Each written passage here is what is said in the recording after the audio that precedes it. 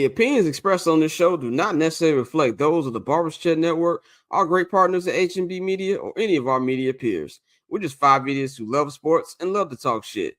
If you're offended easily, then this show isn't for you. And for those of you who aren't offended easily, sit back, relax, and enjoy the show. Remember, it's only entertainment.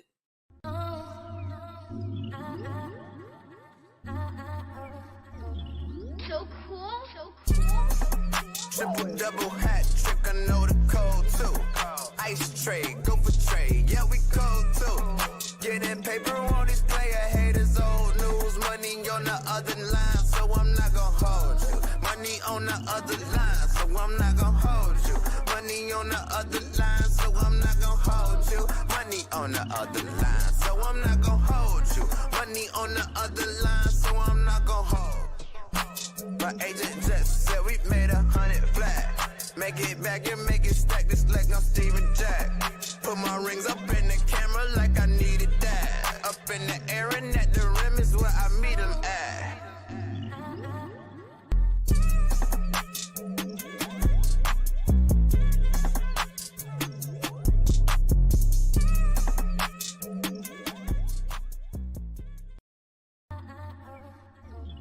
So cool. Triple double hat trick, I know the code too. Ice trade, go for trade, yeah we cold too. Getting paper on these player haters, old news, money on the other line, so I'm not gonna hold you. Money on the other line, so I'm not gonna hold you. Money on the other line, so I'm not gonna hold you. Money on the other line, so I'm not.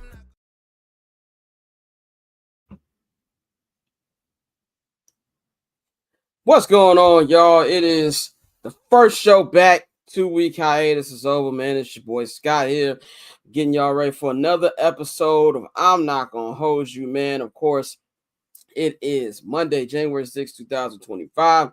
You can follow me on all social media platforms at Barberchair Scott. You can follow the Barberchair Network and at Barberchair Net on all social media platforms, as well as our partners, H&B Media.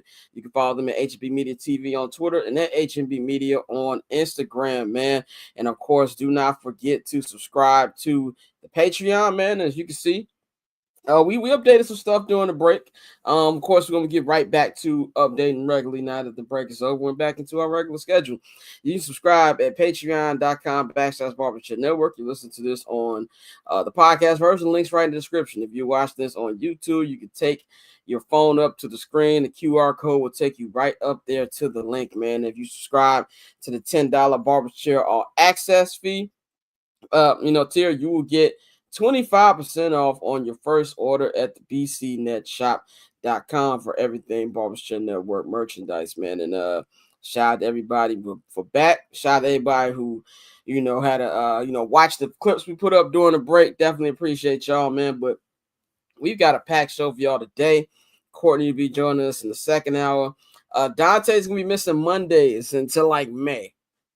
His schedule changed a little bit, so he'll be on the Friday shows, but filling in for him will be the homie Tosin on Mondays. He'll be joining the second hour. And of course, we got Pavy joining hour 3. So we're going to talk about a little bit of NBA basketball, man. But right now, I'm going to bring in my co-hosts, Bang and Mikey, man. You can follow Bang at JR Bang on all social media platforms. You can follow Mikey at Junior_Solito on Twitter, man. How y'all brothers feeling, man? It's been a while since we've been on here. Feeling good, feeling great. How are you? Doing pretty good. Mike, how you feeling? I'm decent, man. First victory Monday of 2025 and the last victory Monday. Yeah, exactly. First victory on American soil in months. That's crazy. Who would have thought the last victory you saw was when you were overseas? When me, Dante, and my brother were drinking after they beat the Jaguars and niggas was 4-2. I was all, yeah, man, all's right in the world. Little did I know that we would not win another game until fucking New Year, man. But beating the Packers was a good one. We'll get in that to a minute. But man, I just want to quickly talk about, the break, man. What y'all do? What niggas do with the break? 2 weeks. I did absolutely nothing, and I enjoyed it. I caught up on any shows I didn't get a chance to watch. Saw a lot of good TV, man. I watched y'all heard the show Lioness with Banger. Yes. Banger. Yeah. That's a banger. Yeah, banger. I've been in love with that woman since I saw her on that movie with Bernie Mac when they did that the remake of that Sidney Poitier movie, come home doing whatever the fuck that shit with Ashton Kutcher. But she's great in that. I saw Cross. My man Aldous Hodges come a long way from playing MC Ren on Straight Outta Compton. Long way. Long way from that. He killed that. I enjoyed that. I got into a new show, Agency. One man, Fassbender on there, Michael Fassbender, and Jeffrey Wright. Pretty good Oh show. yeah, that's the one I saw. Where's that at? It's on show. It's on Paramount Plus, but it's Showtime on Paramount Plus. Okay, I'm a. Yeah, it's got still the Billy going Bob- on right now. I got the Billy Bob Thornton joint on as we do the pod right That now. shit's good. What is it? Landman, is it? Yeah, Yeah, Landman. Man. Yeah, I heard about it. I heard that was good. Yeah, it's pretty decent. Yeah, that's pretty. I saw that, and it gave me London withdrawals, man, because the show is based in London. I was like, oh, nigga, I know that's it. And then I also finally watched Mayor of Kingstown. I know people tell me watch that for years. Dante was telling me my man Clint Barton was going crazy. Fire show. I was definitely fucking with. So yeah, I did nothing but like chill and then just enjoy my time, man. This morning was the first time I turned my phone off D&D in like 2 weeks. I forgot what email sounded like, but we are back. Bang, what'd you do? Worked. Nigga, I worked. Worked. I know that last show, because my flight was all messed up. I wasn't able to jump on and everything. And then after that, shit, it was still work. So I ain't see any like new television shows, but Linus, I did binge that. But the Luther Vandross documentary. Oh, I saw that too. Yeah, was fired. The Yacht Rock documentary too. I watched those two. But other than that, yeah, man, I just worked. I saw the Sidney Poitier documentary too. It's 2 years old. Well, I didn't know about it. I saw it on Apple TV. It was pretty good. Oh, yeah, damn, you ain't even know about it? No, I heard about it, but when I go on Apple TV, they only show me the shows I've seen before. It's like, yeah, nigga, watch Severance again, watch Ted Lasso again. Like, so I heard about it. Somebody told me about it, so I just looked it up again. But it was good documentary. Mikey, what you do during your break, bro? Shit, bro, just chill with family. I was working from the crib for the last 2 weeks, so back in the office tomorrow, and then I find out my fate tomorrow if they're gonna take away this remote work and make us go back in 5 days a week, which I'm not looking forward to hearing. Yeah, so just that, and I fuck with Transformers 1. I don't know if any of y'all have seen it. Bang. I don't know if you have seen it. Yeah, I watched it. They ain't gonna watch that shit. I did. No, it's called Transformers 1, Scott. I don't know if you've seen it. It's the animation joint. It's anime. It's not. I thought you want the first Transformers movie. No, it's called Transformers 1. It's on Paramount Plus too, so it's on Prime. It's fire, bro. They got Chris Hemsworth as Optimus Prime. They got my man from Atlanta. I forgot his name as Megatron. They got you talking about Paperboy or Paperboy. Okay, Paperboy is Megatron. They got a lot of good actors in there. And it's basically kind of like the Megatron and Optimus Prime as shorties and how they became how they were. But like for a film that had like very low promo and like I really I saw the commercial back in the summertime and I thought it was gonna be terrible. It was actually pretty fucking dope. And it made me want to like circle back and watch all of the the Michael Bay joints just cause. And you know what show that I thought that they got? I saw the trailer. I thought it was gonna be good, but wasn't. That limited series on Netflix, The Madness with Coleman Domingo, not good. Now it's not good. I got it in my queue. It's not good. He's good in it, but it reminds me of you see that Netflix miniseries like 3 years ago with Kevin Hart and Wesley Snipes. Yeah. It's literally the same concept, based in the same city. I hated that, and I hated this. If it was a movie, it'd have been good. I didn't need 8 episodes of that. I thought Coleman Domingo was great in it. I thought it was a good cast, but it just wasn't enough material for me at least. I don't know. You might like it, for me at least. But yeah, that's why I was there with it, man. So yeah, outside of doing the Bears game, the Seattle game, which, oh my God, that was one of the worst games I've ever seen. And we said that about a lot of Bears games, but that one was outside of that touchdown that came through that they took back to Roma Dunze, it was just boring. It was just boring. I think, it was just not good. And I was gonna go to Green Bay yesterday, but I was like, bro, I don't feel like driving 3 hours. I thought they were gonna get destroyed. And so, I still think they'd lost if I'd win, by the way. But anyway, let's get into it. The first local hour of 2025. It is the local hour. Local hour sponsored by absolutely nobody. We will be getting a sponsor soon. But I want to kick this off with my my eulogy and my sound off to the 2024 Bears season. Man, I went back and watched some clips from our preseason show. Went back and watched some reels also, not just from the preseason show we did at Pillars, but just the shows we did in the offseason in general. And there was so much joy, so much optimism, numbers we threw out. And we're going to get to that later on in the show about things in the NFL that we were wrong about in general. But I remember I said something that actually is very funny now. I said, even if this season goes to hell, it's nothing we haven't experienced, right?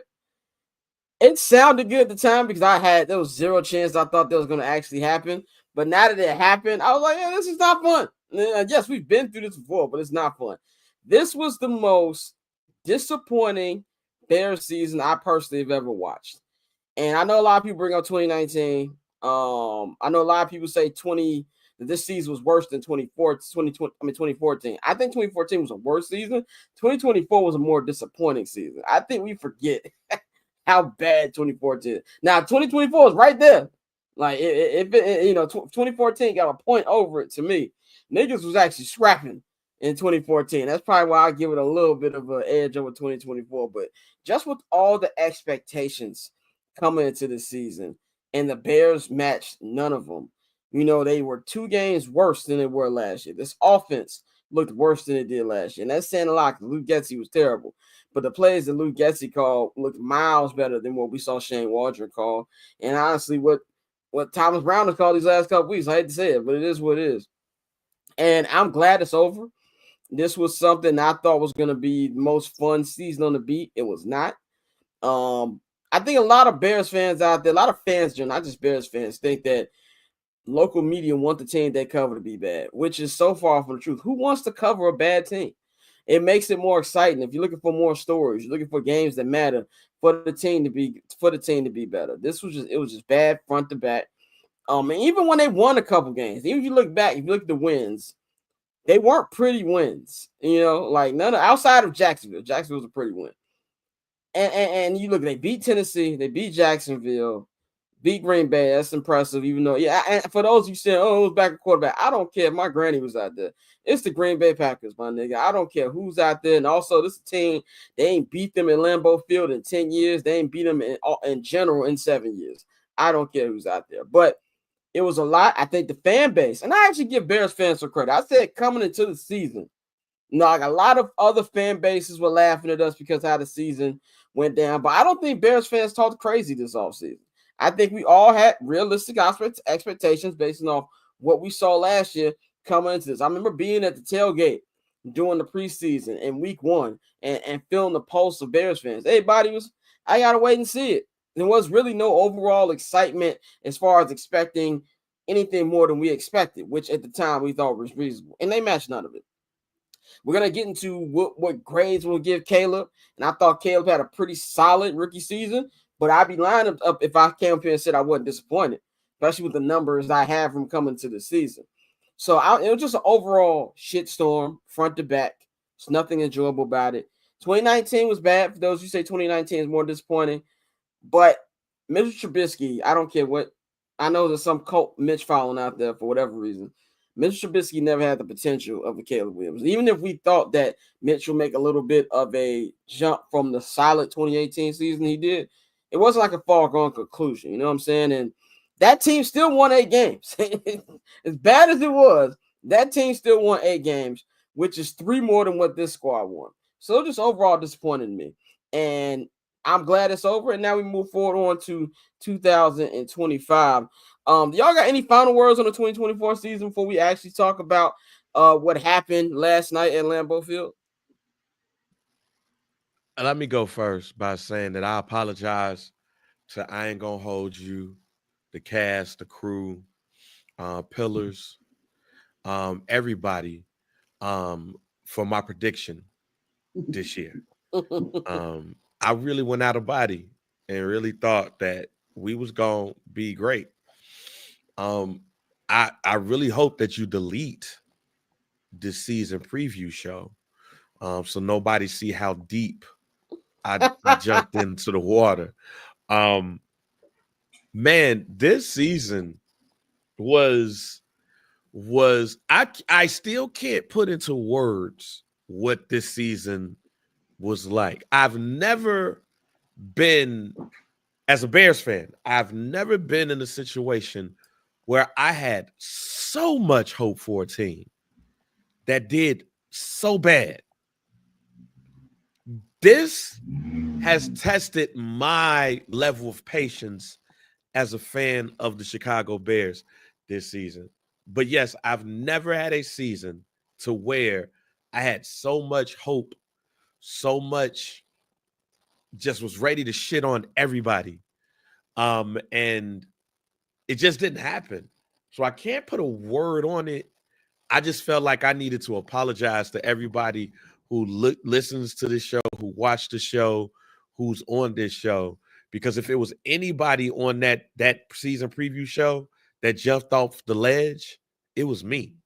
And the only thing that I got right this season is I said that the Tennessee Titans was going to have the worst record in the NFL. You did say that. Damn it, they got the worst record in the NFL, and they're the number one pick. That's literally the only thing I'm happy about on that season preview show. Delete it. And you can't even be too happy about that because them niggas, the only reason we beat them is special teams.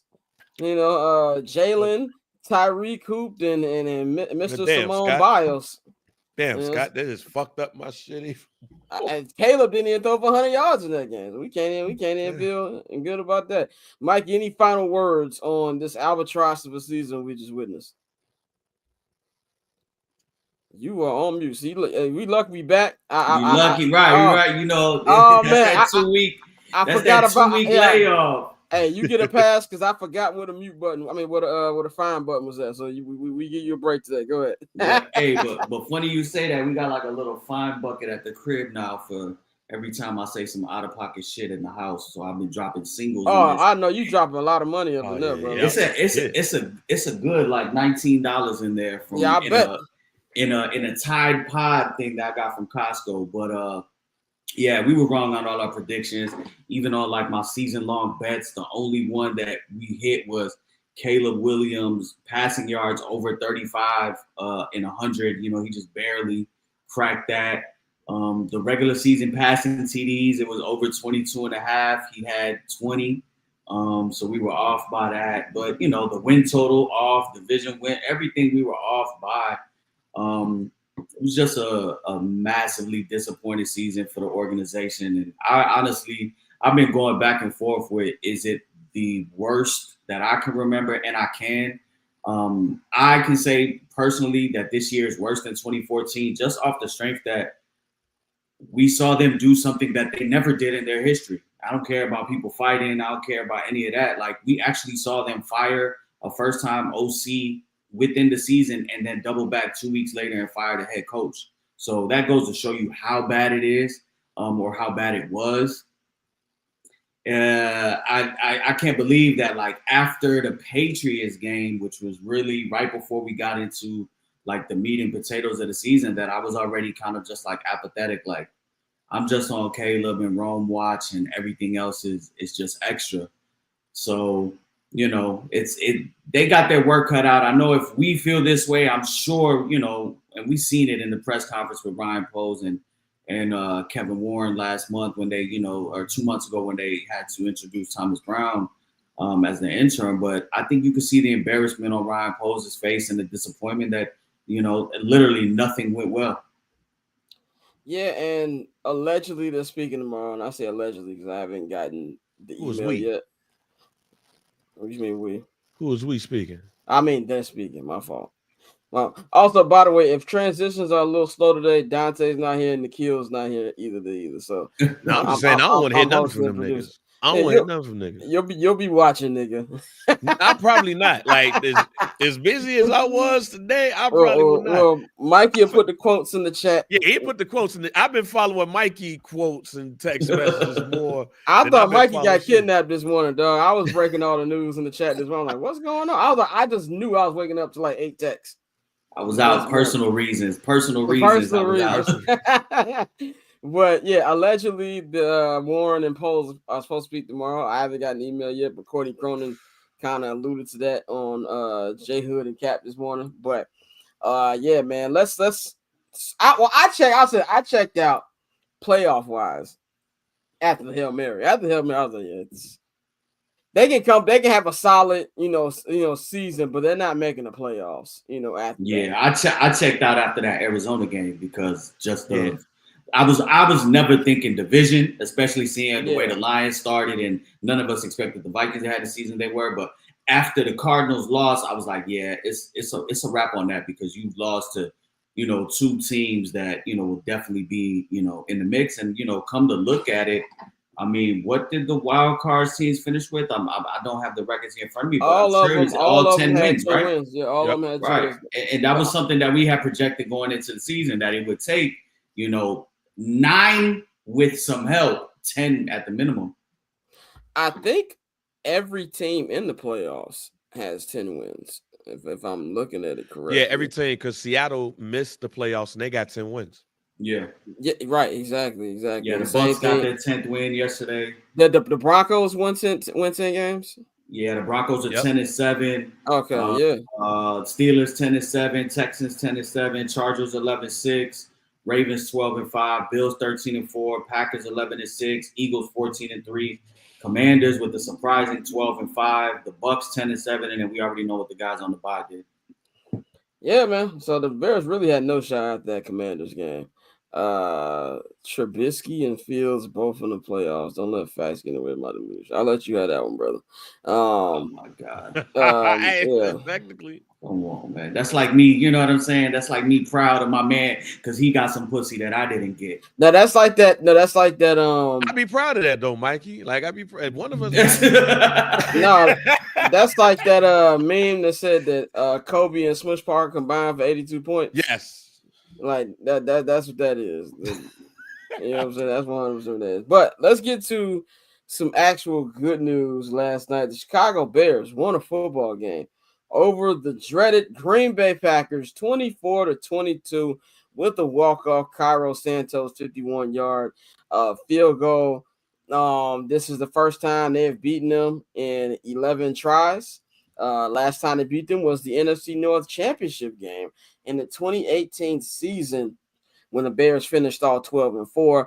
That game I called the gift and the curse, because it was a gift because you won the division, beat the Packers, but also a curse because Eddie Jackson got hurt on that game-ending interception of Aaron Rodgers, and you didn't see the nigga again for us of the year. This is the first time the Bears have beaten the Packers at Lambeau Field in 10 years. Last time was Thanksgiving 2015 with Jake Cutler threw 2 touchdowns, and of course, can't forget about Tracy Porter's game-still interception over the Green Bay Packers. That was a long-ass time ago, my nigga. That was 10 years ago. I was 26 when it happened. I am 36, bro. It was a long time. So, Caleb Williams, 21-29. A lot of them were vertical. Them vertical passes really boosted up his completion percentage, but that's a whole nother conversation. 148 yards, 1 touchdown to DJ Moore. He finished with 20 touchdowns on the season. Keenan Allen threw the ball 1 time, got interception. DJ Moore had a touchdown. He still had over 1,000 yards in the season. They turned this nigga into a running back. And the defense played well. They got a good special teams touchdown by Josh Blackwell. Kevin Byard forced a fumble. Jalen Johnson forced a fumble. So real good game for them. And they also did some damage to the Packers and their little playoff hopes, man. They're gonna have to go to Philadelphia this week for the Super Wild Card game. And I'm pretty sure Jordan Love is gonna play, but that nigga is definitely hurt. And they lost Christian Watson for the rest of the year. He tore his ACL. So big thing for them. I think, man, straight up and down about this, I saw some people out there getting upset about draft positioning. I'll be real. I don't care about that. I don't care about that because it's the Packers. And I understand this rivalry only matters to Bears fans, Packer fans, Bears players, and Packer players. Nobody outside of those parties gives a fuck. If you're a regular NFL fan, why would you care about Bears Packers? The Packers been beating up on the Bears ever since Reagan got out of office. Like, honestly, like, so this is not nothing where it's been an actual stand. You had that little 2 years where Lovey was beating the Packers during Favre's last couple years, but outside of that, it's been the same thing. So you don't really care about that rivalry, but we still care. And there was a point in the game where I was like, I think the Bears were up like a couple points. And it was like 7 minutes left in the fourth quarter. And I was like, now I want this game, which means I'm not going to get it. And that's exactly when DJ Moore fumbled the football. And they went down field goal. I'm like, this is just how it happened. Like, we're never going to beat them. It doesn't matter who's a quarterback. They own us. And made the field goal. Caleb Williams came down, did what he did.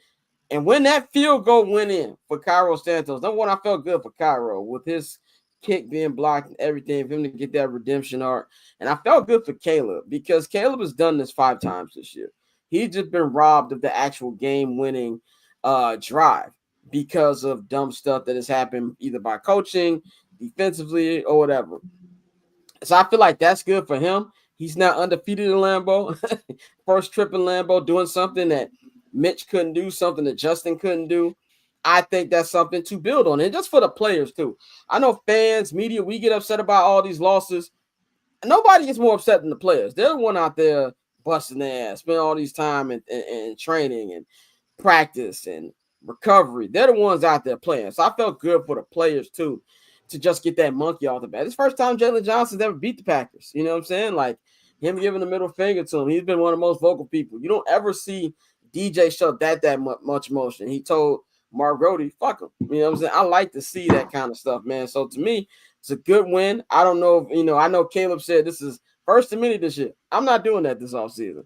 I'm not. They have gained no, and I feel like I'm a glass half full person. I will not be doing that with the Bears this year.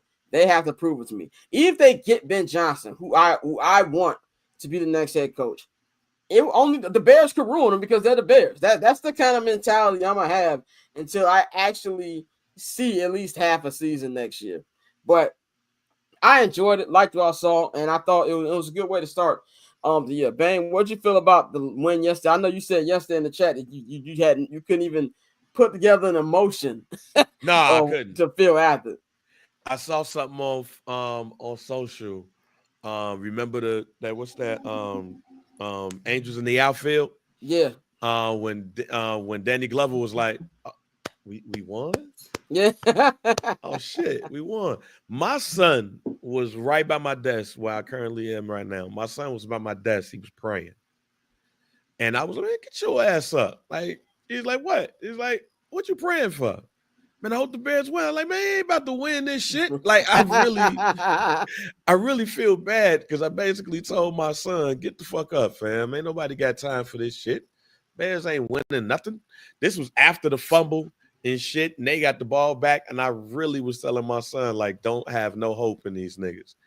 And then they got it, and I was like, wait a minute, they won? Wow. And even now, it don't feel like the Bears won that game. Like, they won it. I'm not saying that it was like by accident or something. It just don't fit. And with everything that's happened this year, it felt like to me that I was not supposed to get any gratification, no joy, no love. It felt like they were supposed to end this shit on a 12-game losing streak, and we supposed to basically just be down in the dumps. I don't feel like we deserve the happiness of the Bears defeating the Packers, but it happened. And I feel bad that I felt that way. But we won. Caleb is undefeated in 2025. He's undefeated against the Green Bay Packers in 2025. And is this one of those things going into the postseason that you feel like is going to give us optimism?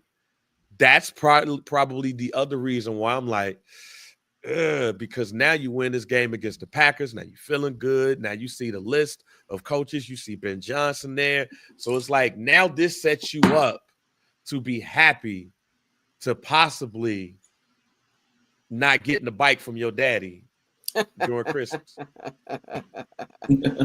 Mikey, what's your thoughts on the dub last night?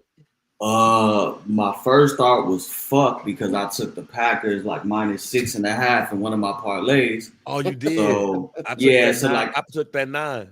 Yeah, as I'm sitting there looking at my ticket, that was crazy. That was crazy. Oh my God. What is it? But as I'm sitting there looking at it, I'm watching the game there. Then I got Red Zone on the other TV, and they were Octobox with the Commanders game, the Falcons game, all games that I really had on my ticket. And I was sitting there kind of sweating, and I'm like, man, fuck. But then seeing them get the ball back, seeing Caleb go ahead and move down the field, got gifted. Not gifted. It was a horse collar penalty, but the play didn't look good from the start. So fortunately, they got the horse collar there, 15-yard penalty, and they were able to move the ball. A couple big throws to Rome, and then the throw to DJ to get in the field goal range. So for me, I was just more happy for the younger guys, the younger Bears that will be here going forward. The Kyler Gordons, the Roma Dunzes, Jalen Johnson, first time ever beating, the Packers, and Caleb Williams. It felt like, when you get to that free throw line, you finally want to see it go in because Caleb has gotten, the Bears and this offense to the free throw line about 5 times this season with, within seconds and within the positive yardage to go ahead and win games, and they just found ways to botch it. So, 11-game losing streak, facing your rivals on the road. I don't care that Jordan Love was hurt. I don't care that Josh Jacobs didn't play. It was just good to see the younger guys that are going to be here next year, to see them get a win. And it was still a very hostile environment. Go back and rewatch that last minute. It was loud. Packers fans were hyped. They were thinking, that they were going to have a better, playoff matchup and not having to go ahead and face, the Philadelphia Eagles. And, the Bears found a way to do it. So for me, that's really all I took away from it. Offensively, it was an ugly game. Defensively, it was kind of, what we were expecting to see more of from this defense. Be stingy, get some takeaways, and stuff like that. But for me, it was just really all about the confidence for the QB. And seeing him build a rapport with DJ kind of, the last game of the season, they were able to do some positive things. I thought that was key too. And it was dope to see DJ and Caleb's game in the interview. You know what I'm saying? And it was dope to kind of see that. As I've always said, I never felt there was any beef between the two. At least the stuff that I've seen being around the locker room. Never has DJ been frustrated 100%. But I not one time this entire season ever got the feeling that he don't fuck with Caleb. So it was just kind of cool to see that. Joe said both teams 1-5 division. Yes, and that says a lot more about Green Bay. Right. Frauds. And they could be on 6. That's the thing I took from this. And, but I don't take that because you're looking at 2, 14-win teams. Like, let's be real. You're looking at, it's not like the division is the AFC South and they were losing to the Titans. What that tells me that is that they're not as good as the other teams in the division. That's why I take that. Then to me, they're not as good as a Minnesota or Cass was talking about Cass was over there talking about they could potentially make a Super Bowl run. I think we all realize, and I think all of us here and Dante too, we all kind of were not sold off of Jordan Love this year. There were plenty of times that we've seen him get bailed out with some of the throws he made and some of the completions he got. A lot of it seemed very fluky. But Josh Jacobs is a fucking beast, and that offense goes as he goes. Yeah, I underrated that signing. He's yeah. That he has been, and I mean, there were 2 straight weeks I watched him on prime time, the Seahawks game, and I think they had 10 plays the first drive. 9 of them were Josh Jacobs. He literally got them, punched them in. So that's why I wanted the Bears to get, because he wanted to come here. Facts. Well, I want to say Quan, nigga. All they had to do was I knew $5 million more. Yeah, I didn't think they. I didn't know how close the Bears were till I saw Hard Knocks. Right. Giants. And I was like, damn, they were closer than I thought. But yeah, man, the Packers. I'm gonna debut my hate watch list later on the show of the teams that I'm gonna be hating on in order. for the rest of the year. But let's go to our quarterback, Mr. Caleb Williams. He has completed his first season rookie year in the books. He is the first Bears quarterback to play every game of the season since Jay Cutler in Jay Cutler's first year with the Chicago Bears, which was a hilarious season to say the least. He had 28 touchdowns and 26 interceptions. Ridiculous. A lot of people don't know. I don't know if y'all remember this, but Jay Cutler's first game as a Bear, Sunday Night Football in Lambeau Field, he threw 4 picks, was the same night that Kanye took the microphone for Taylor Swift at the VMAs. It was the same night. You know what I'm saying? Same night. Because I was like, what's going on? I was in my college dorm watching that, man. But first Bears quarterback to play all 18 games. He finished with these stats. He finished with 3,541 passing yards, 20 touchdowns thrown, 6 interceptions, and a 62.5 completion percentage, man. If you just look at the numbers, really, really good year for a rookie. Like I said in my opening monologue, man, that I was disappointed by the season because of my expectations. Now, I had him at 3,500 yards. He surpassed that. I had him at 28 touchdowns thrown. He didn't reach that. And I said, man, me and Bang argue when he first got drafted, right before he got drafted. Bang was like, he's not a turnover prone guy. He's not gonna be throwing to. I was like, it's the NFL. Bang was right. Bang was right. That travel. He only threw 6 interceptions. I don't want to hear about almost interceptions because you can go to every quarterback in the NFL and talk about almost interceptions. 6 interceptions. They only lost like 2 or 3 fumbles. Really good, just looking numbers wise. Now, if you take the numbers and use the eye test, it was a real inconsistent season. It looked like a regular rookie quarterback season that if he didn't come into this year with all the hype that he came into, I don't think it'd have been judged as harshly as it was. Not only just the hype he came with, the hype the team came with. I don't want to take that aspect with it. I think a lot of people and some Bears fans have amnesia about all the hype coming into the season for the Bears. And we was up here talking about best situation ever. I said something that was so egregious now, but at the time I really, really felt. I said this is the best situation for a rookie since Magic Johnson going to the 80s, to 1979, 1980 Lakers. And at the time I really believed it. And that looks terrible right now. So that's why I always. But if you look at the conversation of Caleb, and Mike, you said this months ago, people just don't like the kid. You know what I'm saying? Yeah, exactly, Joseph in the chat. 3 number 1 receivers. And we said they all go, 3,000-yard wide receivers. We didn't have a single 1,000-yard wide receiver or a 1,000-yard running back. I think DJ they're making the bet. DJ I think got to 1,000. Yeah, DJ got 1,000 last night. But remember, it was the bet about who was gonna get to 1,000. Right, exactly. And all that shit. Yeah. I remember that doing OTA. Nah, DJ didn't get to 1,000. DJ got to 1,000 total. He had 966 receiving. Yeah. Got you. Crazy. Okay. Yeah. He had 7 touchdowns, right? Yeah, 6. So you said, Alex, though, that the 1,000 was the total. What the total. So the total. That's when they use them on them jet sweeps and shit. Yeah. Okay. All right. So yeah. And yeah, so we were buying all the hype. And so if you take that, that's why he's been getting killed. But I still think the conversation is unfair from non-Bears fans. And we've said this.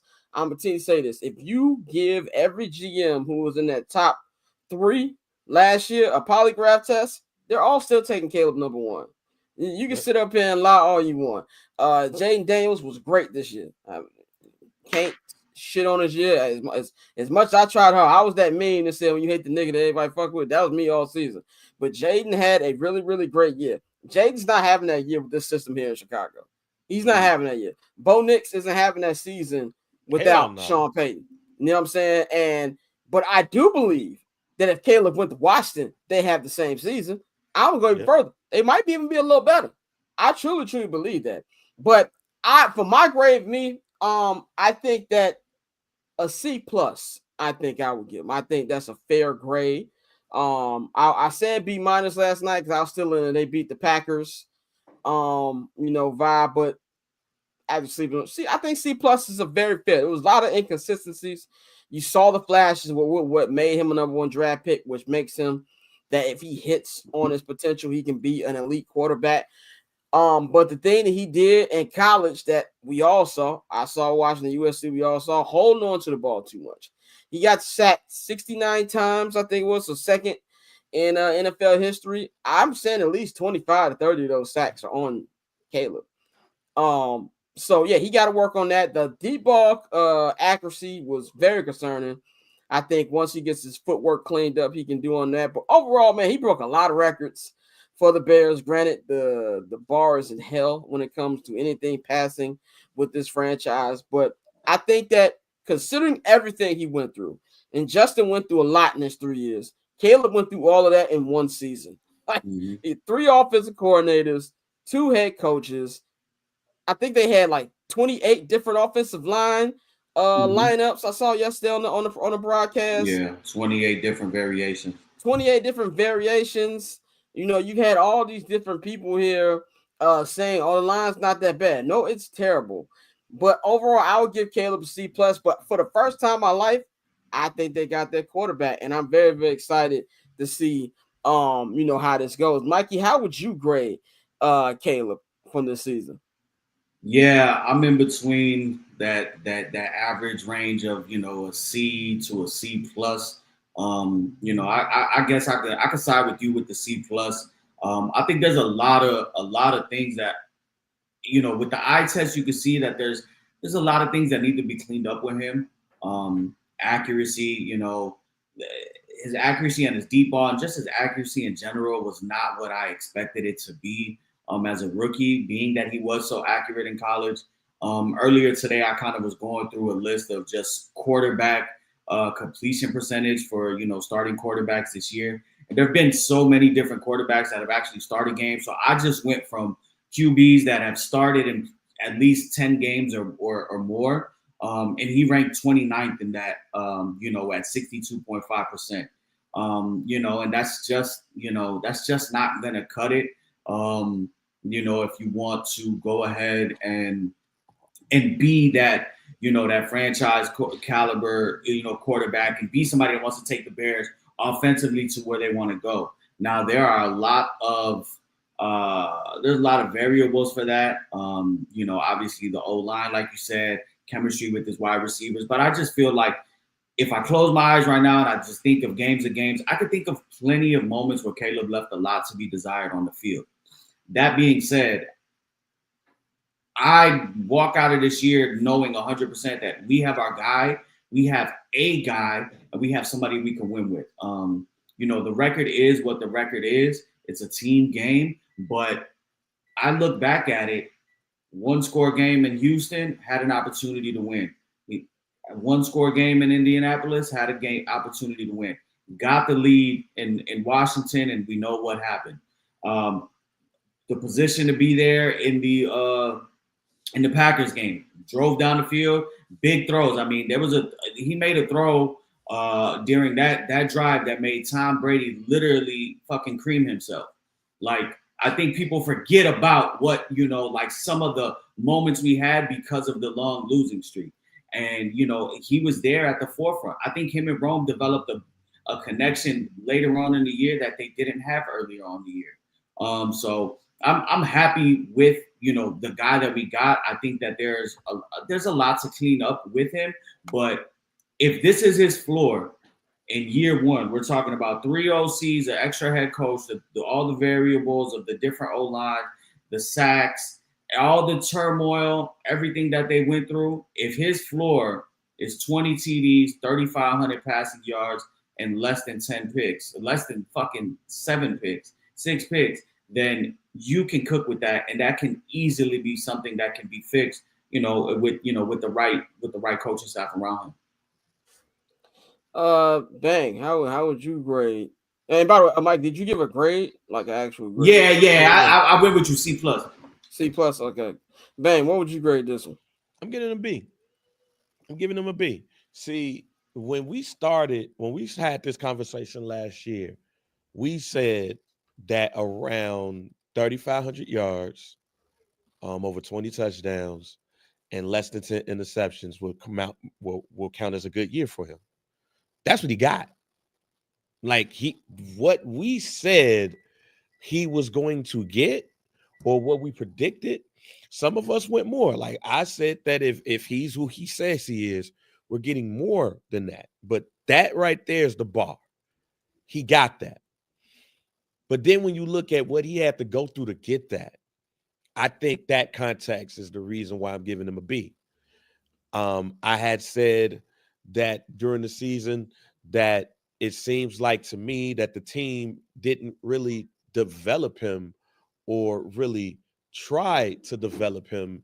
He really came into this system really like they brought him into the system like, all right, shit, do your thing. They didn't really develop him. So there's an issue. Accountability. Some of the things that he did mess up, they didn't really hold him accountability. That's a coaching thing. It's not a Caleb thing. Everything to me revolving around Caleb revolved around coaching. And when you let go of Shane Waldron and you brought in Thomas Brown for those games where he was the offensive coordinator, you started to see that come out. But the fact that he got everything that we said that he was going to get, even with the less interceptions, I think the only reason why people are probably not going to give him a B is because of what the other quarterbacks did. So if you're comparing him to those other quarterbacks, then yeah, I'll give him a C. In fact, if you're comparing him to Bo Nix, I'll give him a D. Because there's nowhere in hell that we thought that Bo Nix was going to have the season that he had. We thought Sean Payton was a washed coach. We thought that Bo Nix had no chance in hell. If you want to grade Caleb against those players, then yeah, I'll give him a D if you're grading him for Bo Nix, but I'm not doing that. I'm grading him to what I saw on the field and what he did this year.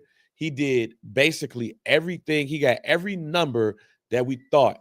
And something to think about to me that even puts the B over the hump is his fourth quarter stats.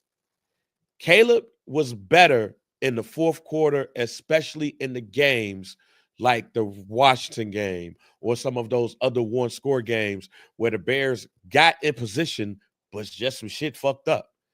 Caleb played well in those situations.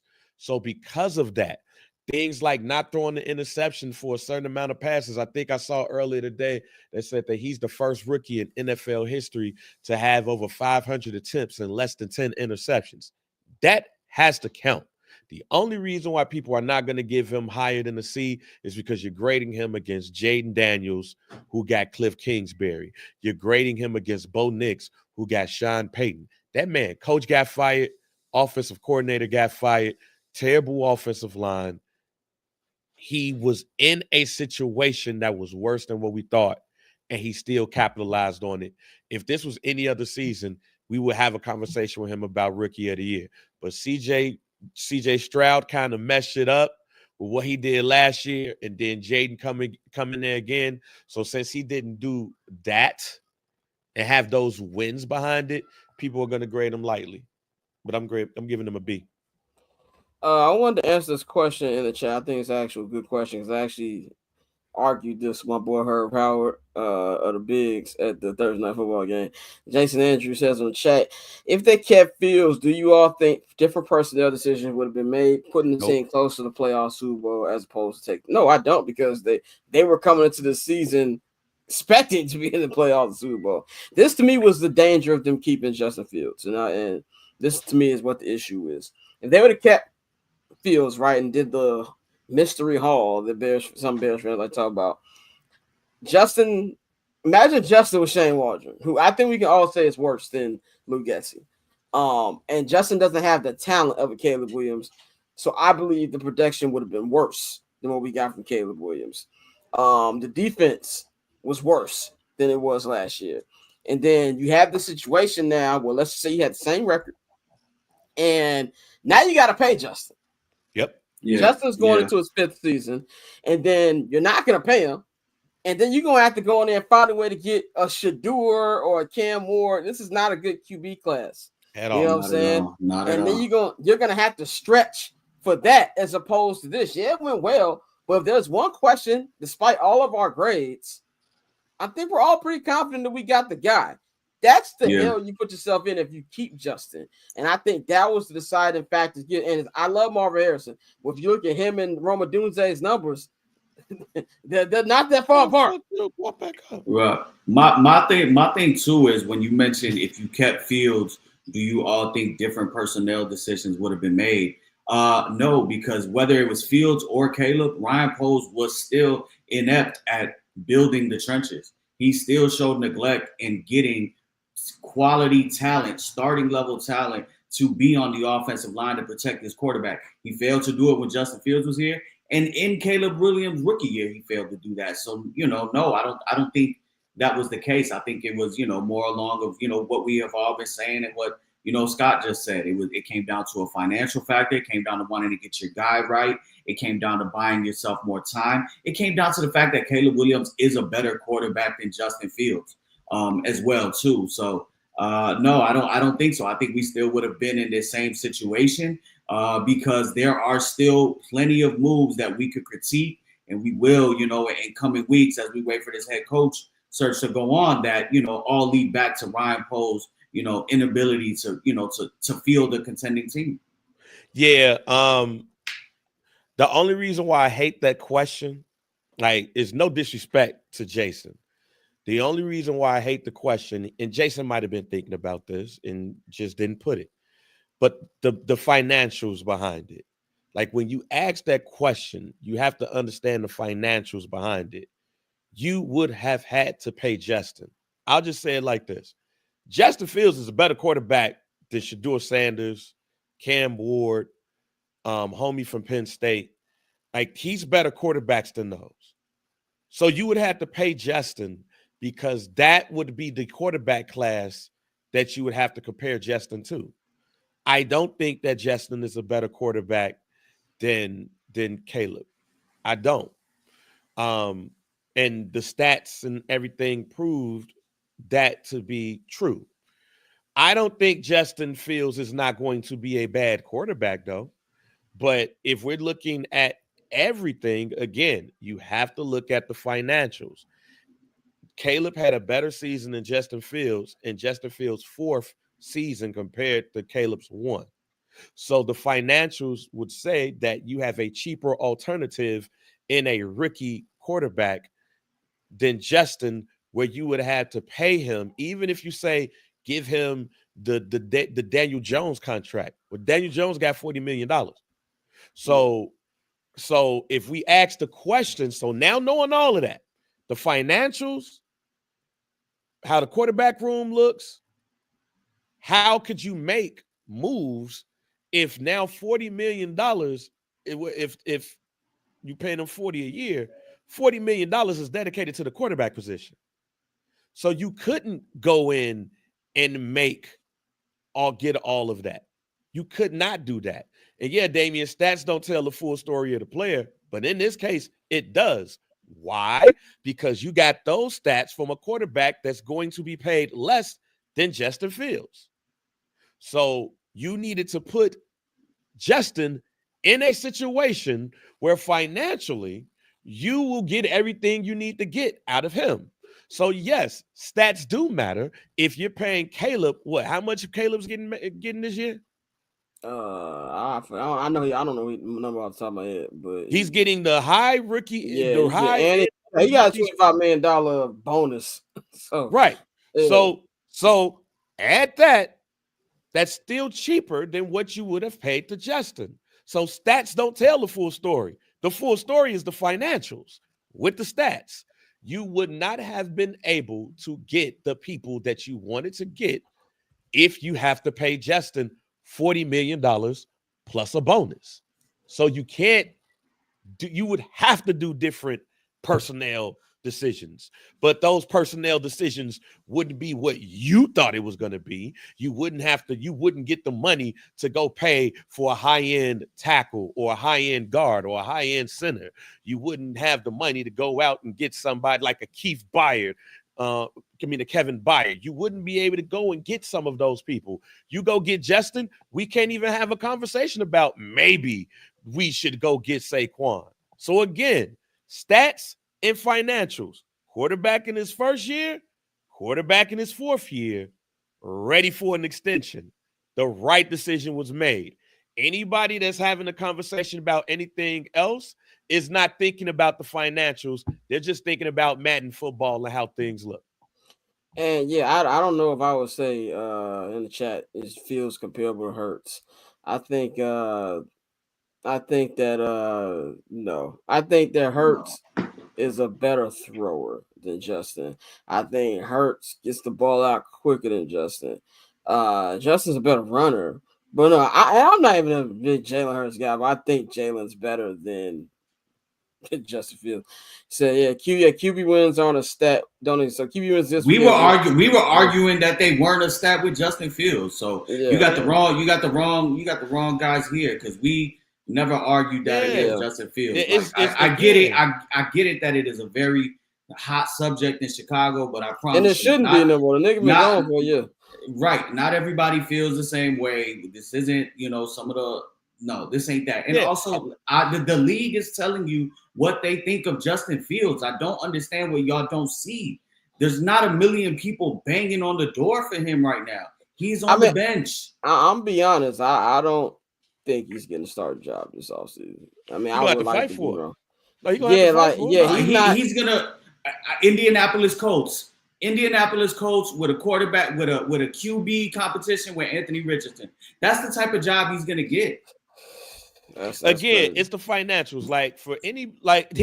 Here's the challenge that I have for anybody that's having this conversation. Here's the challenge. Go look at the salary cap last year. And knowing this quarterback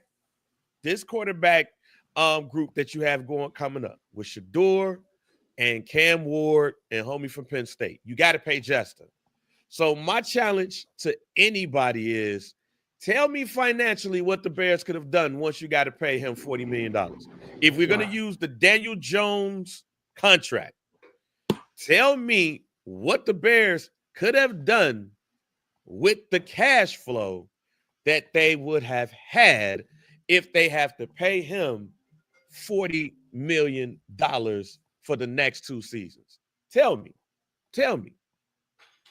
Once we have that, boom.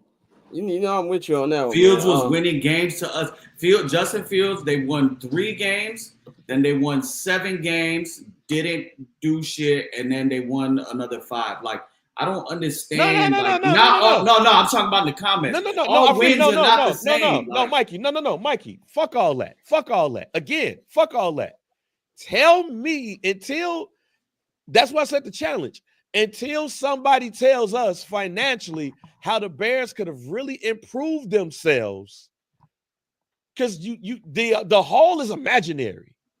The haul is imaginary. Until somebody say, because the haul is draft picks. Yeah. Ooh, we've seen what they've done with draft picks.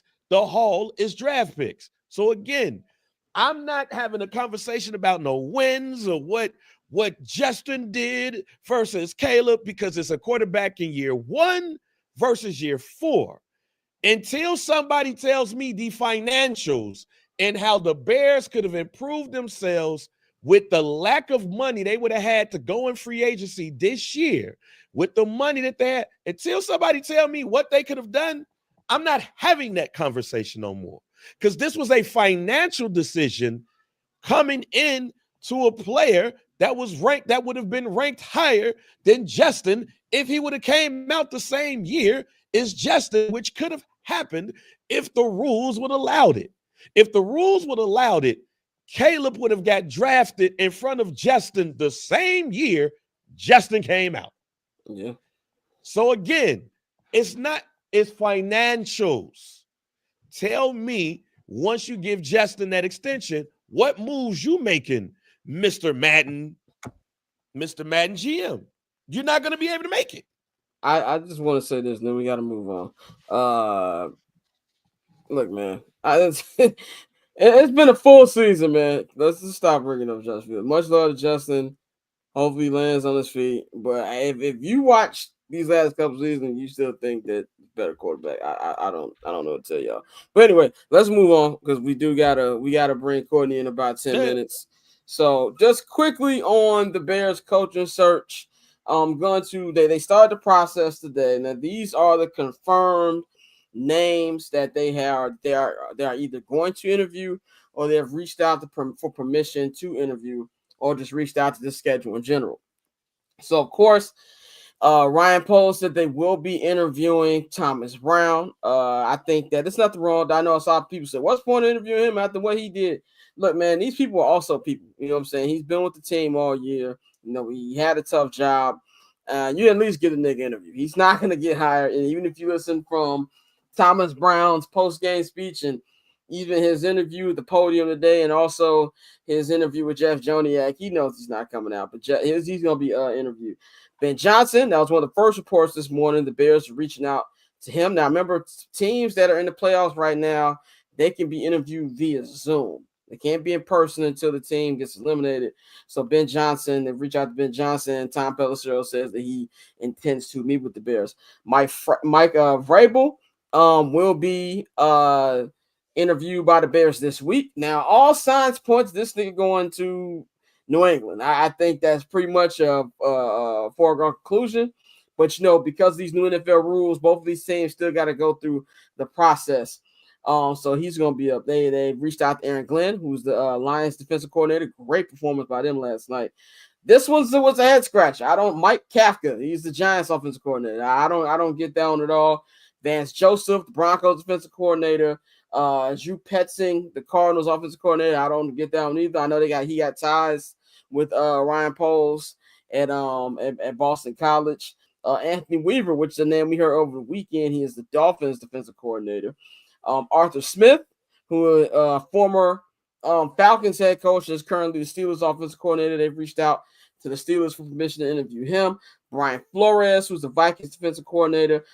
News came out there, Mike McCarthy. Now, they're reaching out to Mike McCarthy for permission from the Cowboys, but they don't need permission after the 14th when McCarthy's contract runs out. And then we got a little nugget today that Jerry Jones said he would allow Mike McCarthy to interview other teams, but he said he would quickly shut down the door because he doesn't want to keep somebody here who doesn't want to be here. That's interesting wrinkle. And then one last name that was added before we got on air, Todd Monken, who was the Ravens offense coordinator. The Ravens have the number one ranked offense in the NFL. Those are going to be the guys. Now, I see a lot of people, why they interviewing him? Why they interviewing that? Now, I do want to see Liam Cohen and Joe Brady added to his list. I see no reason why they wouldn't. But I'm just going to say this. We don't need to overreact over every name that's being interviewed. It's a process. Just be interviewed doesn't mean they're going to be hired. And I understand the Bears do not deserve the benefit of the doubt.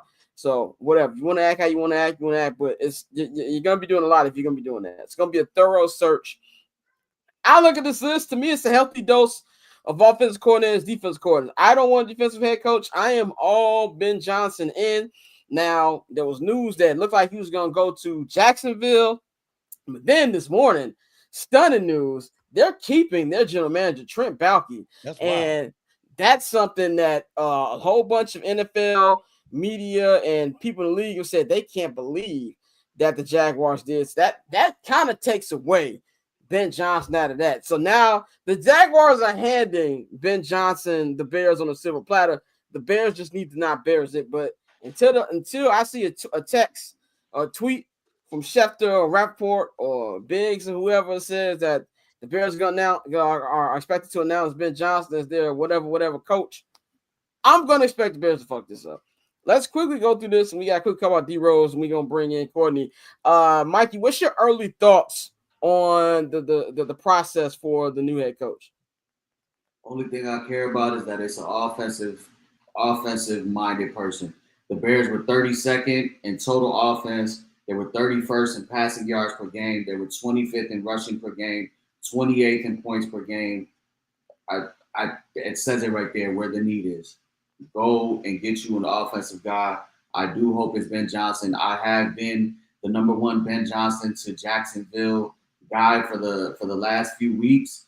But that was under the assumption that Trent Baalke was going to be gone because that's what we had been hearing, that they were going to clean house there and go all in. So the fact that they're keeping him, he's much more egregious than anything Ryan Poles has done.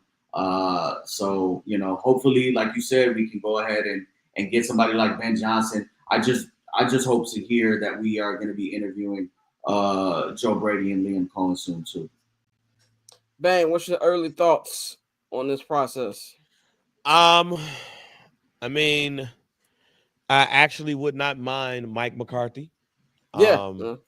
Like, I'm not a big Mike McCarthy fan, but for somebody who has experience, who has won everywhere he's went, he has a Super Bowl.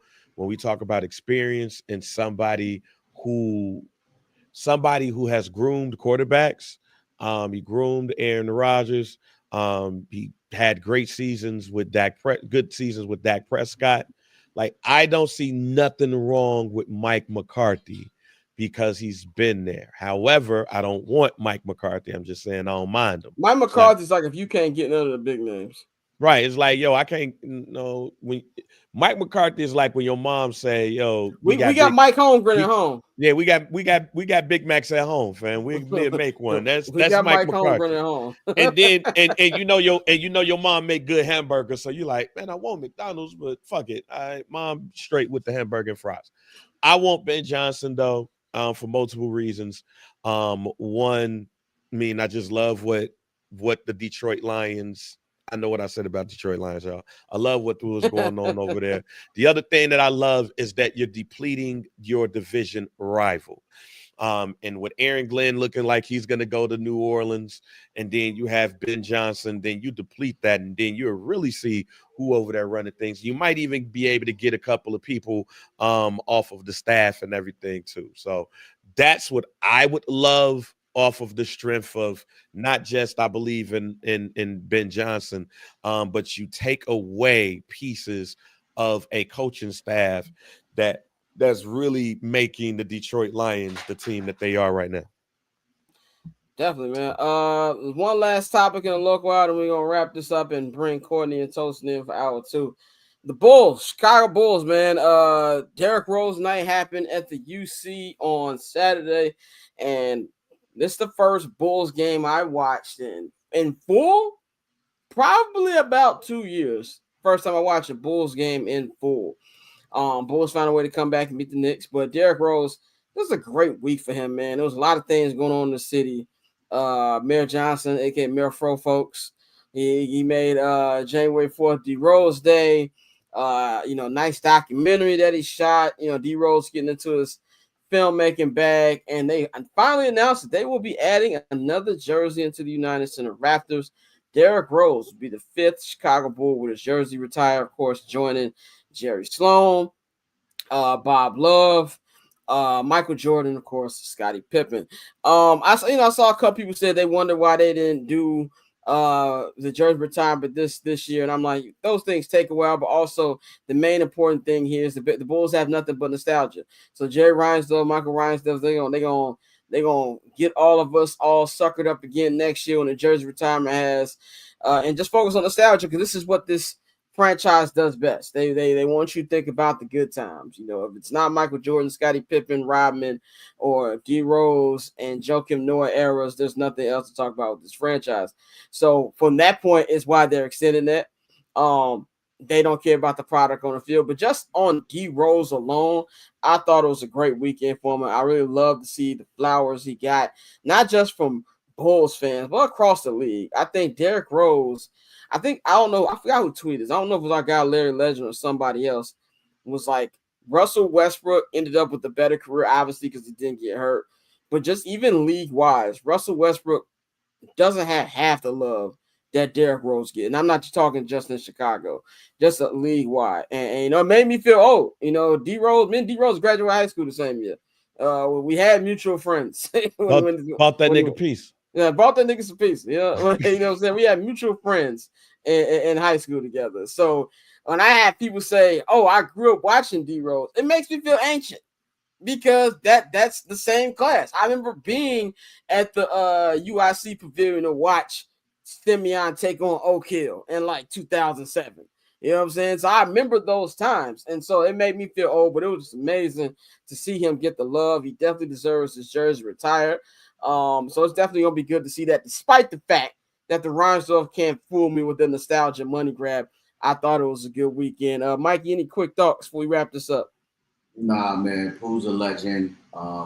Really, when he, kind of when the injuries happened and then he had to depart from the Bulls and they kind of went their own way. That was kind of when I really lost my love for watching the Bulls night in, night out, because it just wasn't the same. Like, he really was appointment television. To your Russell Westbrook point, you're 100% right. But also, I think it's very hard to find love for any player in the league right now. Even maybe only LeBron, because those two players had two similar stories, and they're the only two to grow up being a fan of the team that you play for and be drafted by that team, and have to live up to those expectations. So Derrick is one of us. He will always be one of us. We're class of 07 here. And, love to see it. I'll definitely be there for the jersey retirement.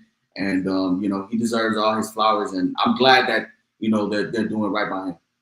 Yeah, and I think it was, we were talking about with the love yen, even with LeBron, it was different with LeBron, because LeBron's even said himself, like, Cleveland don't rock with Akron niggas. Like, right. You know what I'm saying? Like, it was a different thing for them as well, man. But definitely, Bang, any thoughts on the D Rose?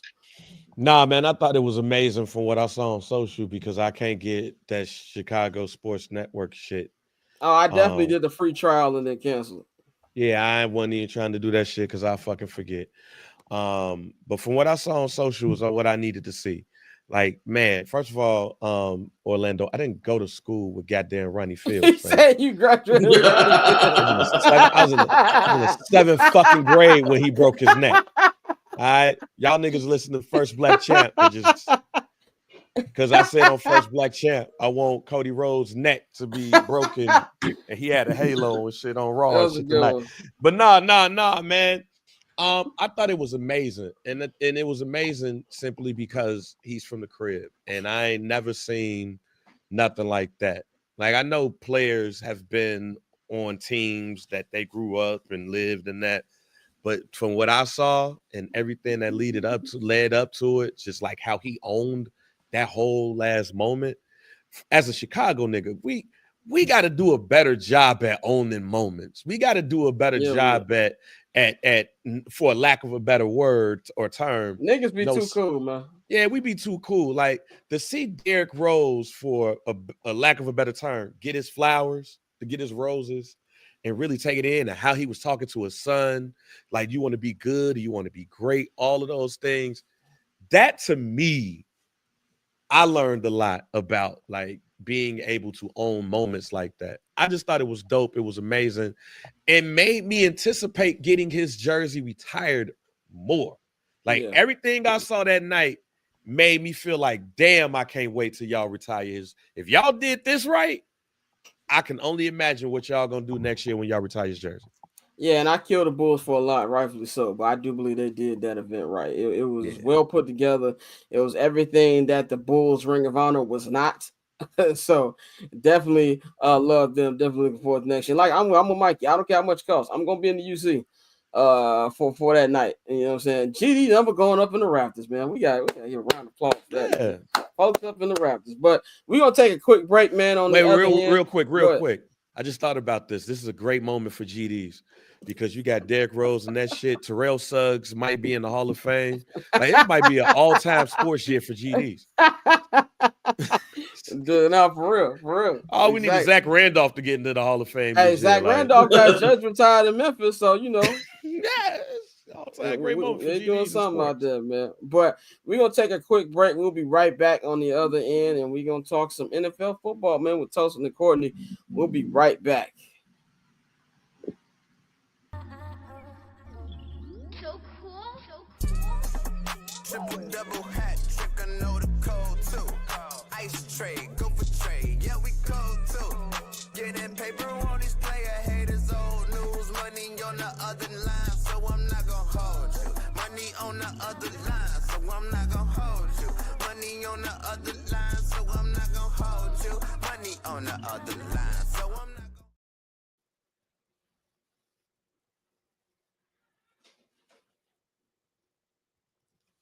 gonna. Welcome back, ladies and gentlemen. We're gonna bring in the rest of the squad now, man. And like I said, you got to bear with me today. Dante's not here, and neither is Nikhil. So I'm producing and hosting at the same time, man.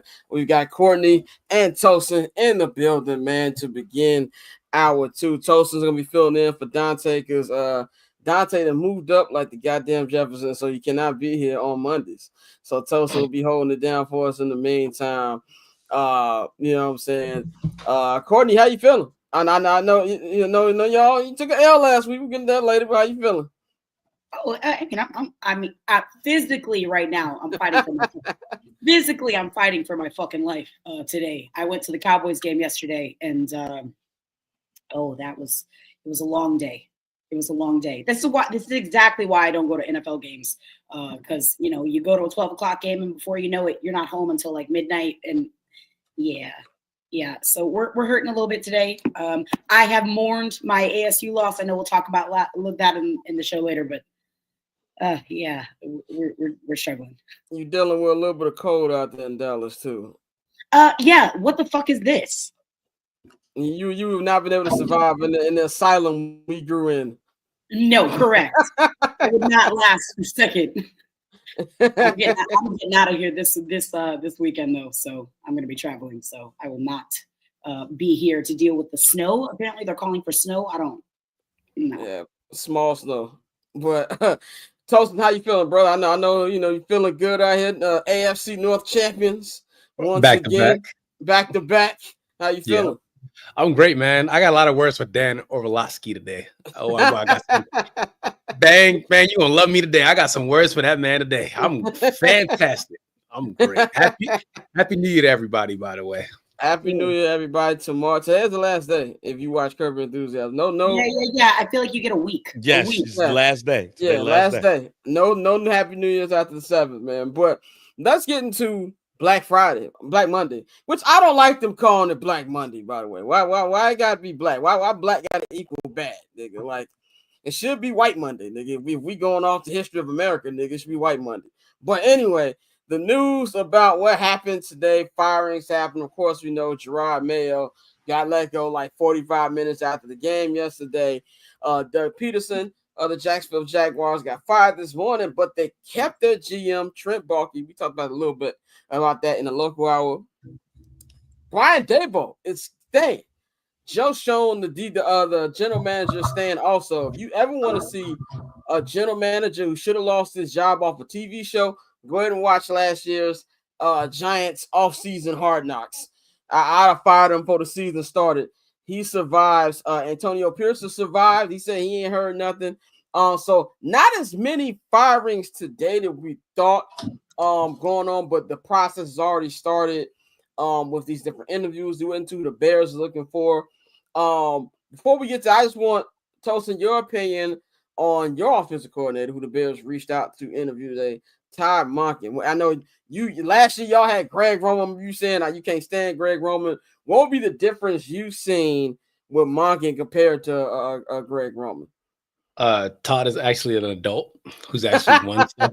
So there's that. But no, it's just like we've actually figured out balance in our team, right? It's like obviously Lamar can throw the hell out of a ball. He can run the ball as well. We also got Derrick Henry now. So it's like now we're trying to balance that out between having Lamar and Derrick. And then it also helps that we actually have wide receivers who can catch the ball now. So it's like pick your poison with the Ravens. It's literally just like either you're going to try and stop the run or we're going to find Zay and Bate and, all the other tight ends we got. So it's just a really, really balanced offense. And he's gotten the best out of Lamar too. But it's also T. Martin as well, who won with Tennessee as a player. He's helped Lamar out a lot too. So it's just a completely functional offense that's like really made Lamar look even better. He's just great at what he does. And then it helps that you got an offensive coordinator who actually knows how to get the best out of this guy. But sometimes they get a little too cute. Like when we're playing against the Browns, they try to do some like dumb stuff with Derrick Henry. It's like, yo, just give Derrick Henry, put the ball in the I formation. Like you got a 305-pound fullback, just run it. So they just get a little too cute sometimes, but it's looking good. Is there anything about any of the Black Monday hirings or not hiring, but firings, people they kept that kind of stood out to you? Nah. I mean, other than like Trent should have got fired, the Yeah. Jags coordinator, I mean, and the Giants, but I mean, no, nothing really surprised me. I mean, wasn't really shocked about Gerard Mayo. I was even shocked that he even lasted that long in the first place. So, you know, Right. they don't give black coaches that long of a leash. Yeah, I was more shocked that Robert Kraft came out and was like, "Yeah, we fired him, but yeah, we fucked him over." Like I was more shocked that they. What y'all gonna do about it? Like I don't know if Meek Mill said something to Robert Kraft, like, "Yo, you got to at least tell him, like, yo, y'all fucked him over a bit." Like, yo, they really admitted, like, "Hey, we made a lot of mistakes. He had to go, but it's our fault." I've never seen an NFL team basically say, "No, it's my fault." He really said, like, yeah, I made a mistake in hiring him and basically, hiring. He wasn't ready. Like, it was too early. Yeah, I was looking into a lot of it, and it's just with a team that's that young, it just didn't seem like his personality meshed well. And anytime you call your locker room soft, it's going to be hard for guys to rally around that. He had to walk back a lot of stuff in the press throughout the year. He called out his OC and the media. Then he had to go back and walk that back. He's pointing a lot of fingers at people, but not holding accountability for himself. So, and listen, let's also be real too. Mike Vrabel is available and he's ready. There's reports that he solely interviewed with the Jets job just to put the pressure on Robert Kraft to not let him go there and to fire Mayo. We know it's the Patriots way. It's a family thing. They're gonna go ahead and bring him home, and I don't blame them for wanting to take advantage of Vrabel being available. Robert Kraft did what Rick James did on Chappelle. So yeah, I'm gonna put my feet on Eddie Murphy couch. That's exactly what Robert Kraft did. Yo, did y'all see what Gronk was saying and how they basically he was about to go off. Yeah, he was about to go off, and and maybe Gronk about to go off made Robert Kraft go, "Yeah, we fucked up. Let me admit that shit," because I've never seen an ownership basically be like, "Yeah, we fire him, and it's our fault we fire him. Like we fucked up." Like I've never seen that. It's like, I don't want to do this, man. Y'all forced me to do this. Y'all see who's available right now. Like, we got to bring another expatriate home. And also I feel like Robert Kraft, he wants to look good for the fan base because Patriots fans are not happy with this nigga right now, especially with the way they portrayed Bill in the documentary, how Bill left the organization to begin with. And really, we see the Patriot way ain't shit without Tom Brady. The Patriot way was Tom Brady, nigga. Like, it's even funny that you had Tom Brady just call games. They were like 7-time Super Bowl champions. Like, I forgot that I watched him win 7 Super Bowls. Like, it's still an asinine number. That's what the Patriot way is. So I feel like they're like, yeah, we did them bogus, but you'll feel better in about a week or two. So I wouldn't be like the only reason they ain't announced them yet because of the Rooney Rule and they got to go through the process. That's the only reason they ain't like, yeah, we bringing Buddy home. We got to interview some niggas. We got to interview some niggas. Or as Dominique Foxworth said on Lebatard Day, so I can go up there, just walk around Foxborough just to get the color up there. They just give me lunch and I can leave. Then you go out there and hire Vrabel. That's basically all they gonna do, man. But the thing that stood out to me was really the GM for the Jaguars thing, because Mikey kept saying all week he's gonna go to Jaguars. And I denied that I accepted it on Friday night. I accepted it that Ben Johnson's probably gonna go to the Jaguars. When I woke up this morning, I saw that I was like, we have a chance. Like, I'm like, at this point, if you're a Lake Forest real estate agent, you might as well get in contact with Ben Johnson's people. Like, because Ben Johnson's only going to take interviews with people that he actually wants to interview. So as long as the Bears don't bears it up, and let's be very clear, they can and they will. This is something where I feel like it's an easy thing here, and it lets you show that as bad as the Bears are, there are some franchises that are a little more stupid. And also, outside of I think the attraction, if they would have got rid of Balky, was being able to pick your own general manager. Nobody cares about Jacksonville. There's no state tax in Florida, and you're in a weak-ass division. That I can understand. But Trevor Lawrence is who he is. He's going to his 5th season. Ain't nothing special about this nigga. As much as I love Ben Johnson, I don't think he's doing that much with him. Maybe he will, but I don't think that'll be the case. But Courtney, is anything shocking to you about any of these Black Monday news or no? The only thing that really has stood out to me today is how the Cowboys are handling this Mike McCarthy. Okay, it's the end of his contract, right? Like, you know, if you want to let him go, but don't that quote y'all sent in the chat. What did he say? Let me pull that back up.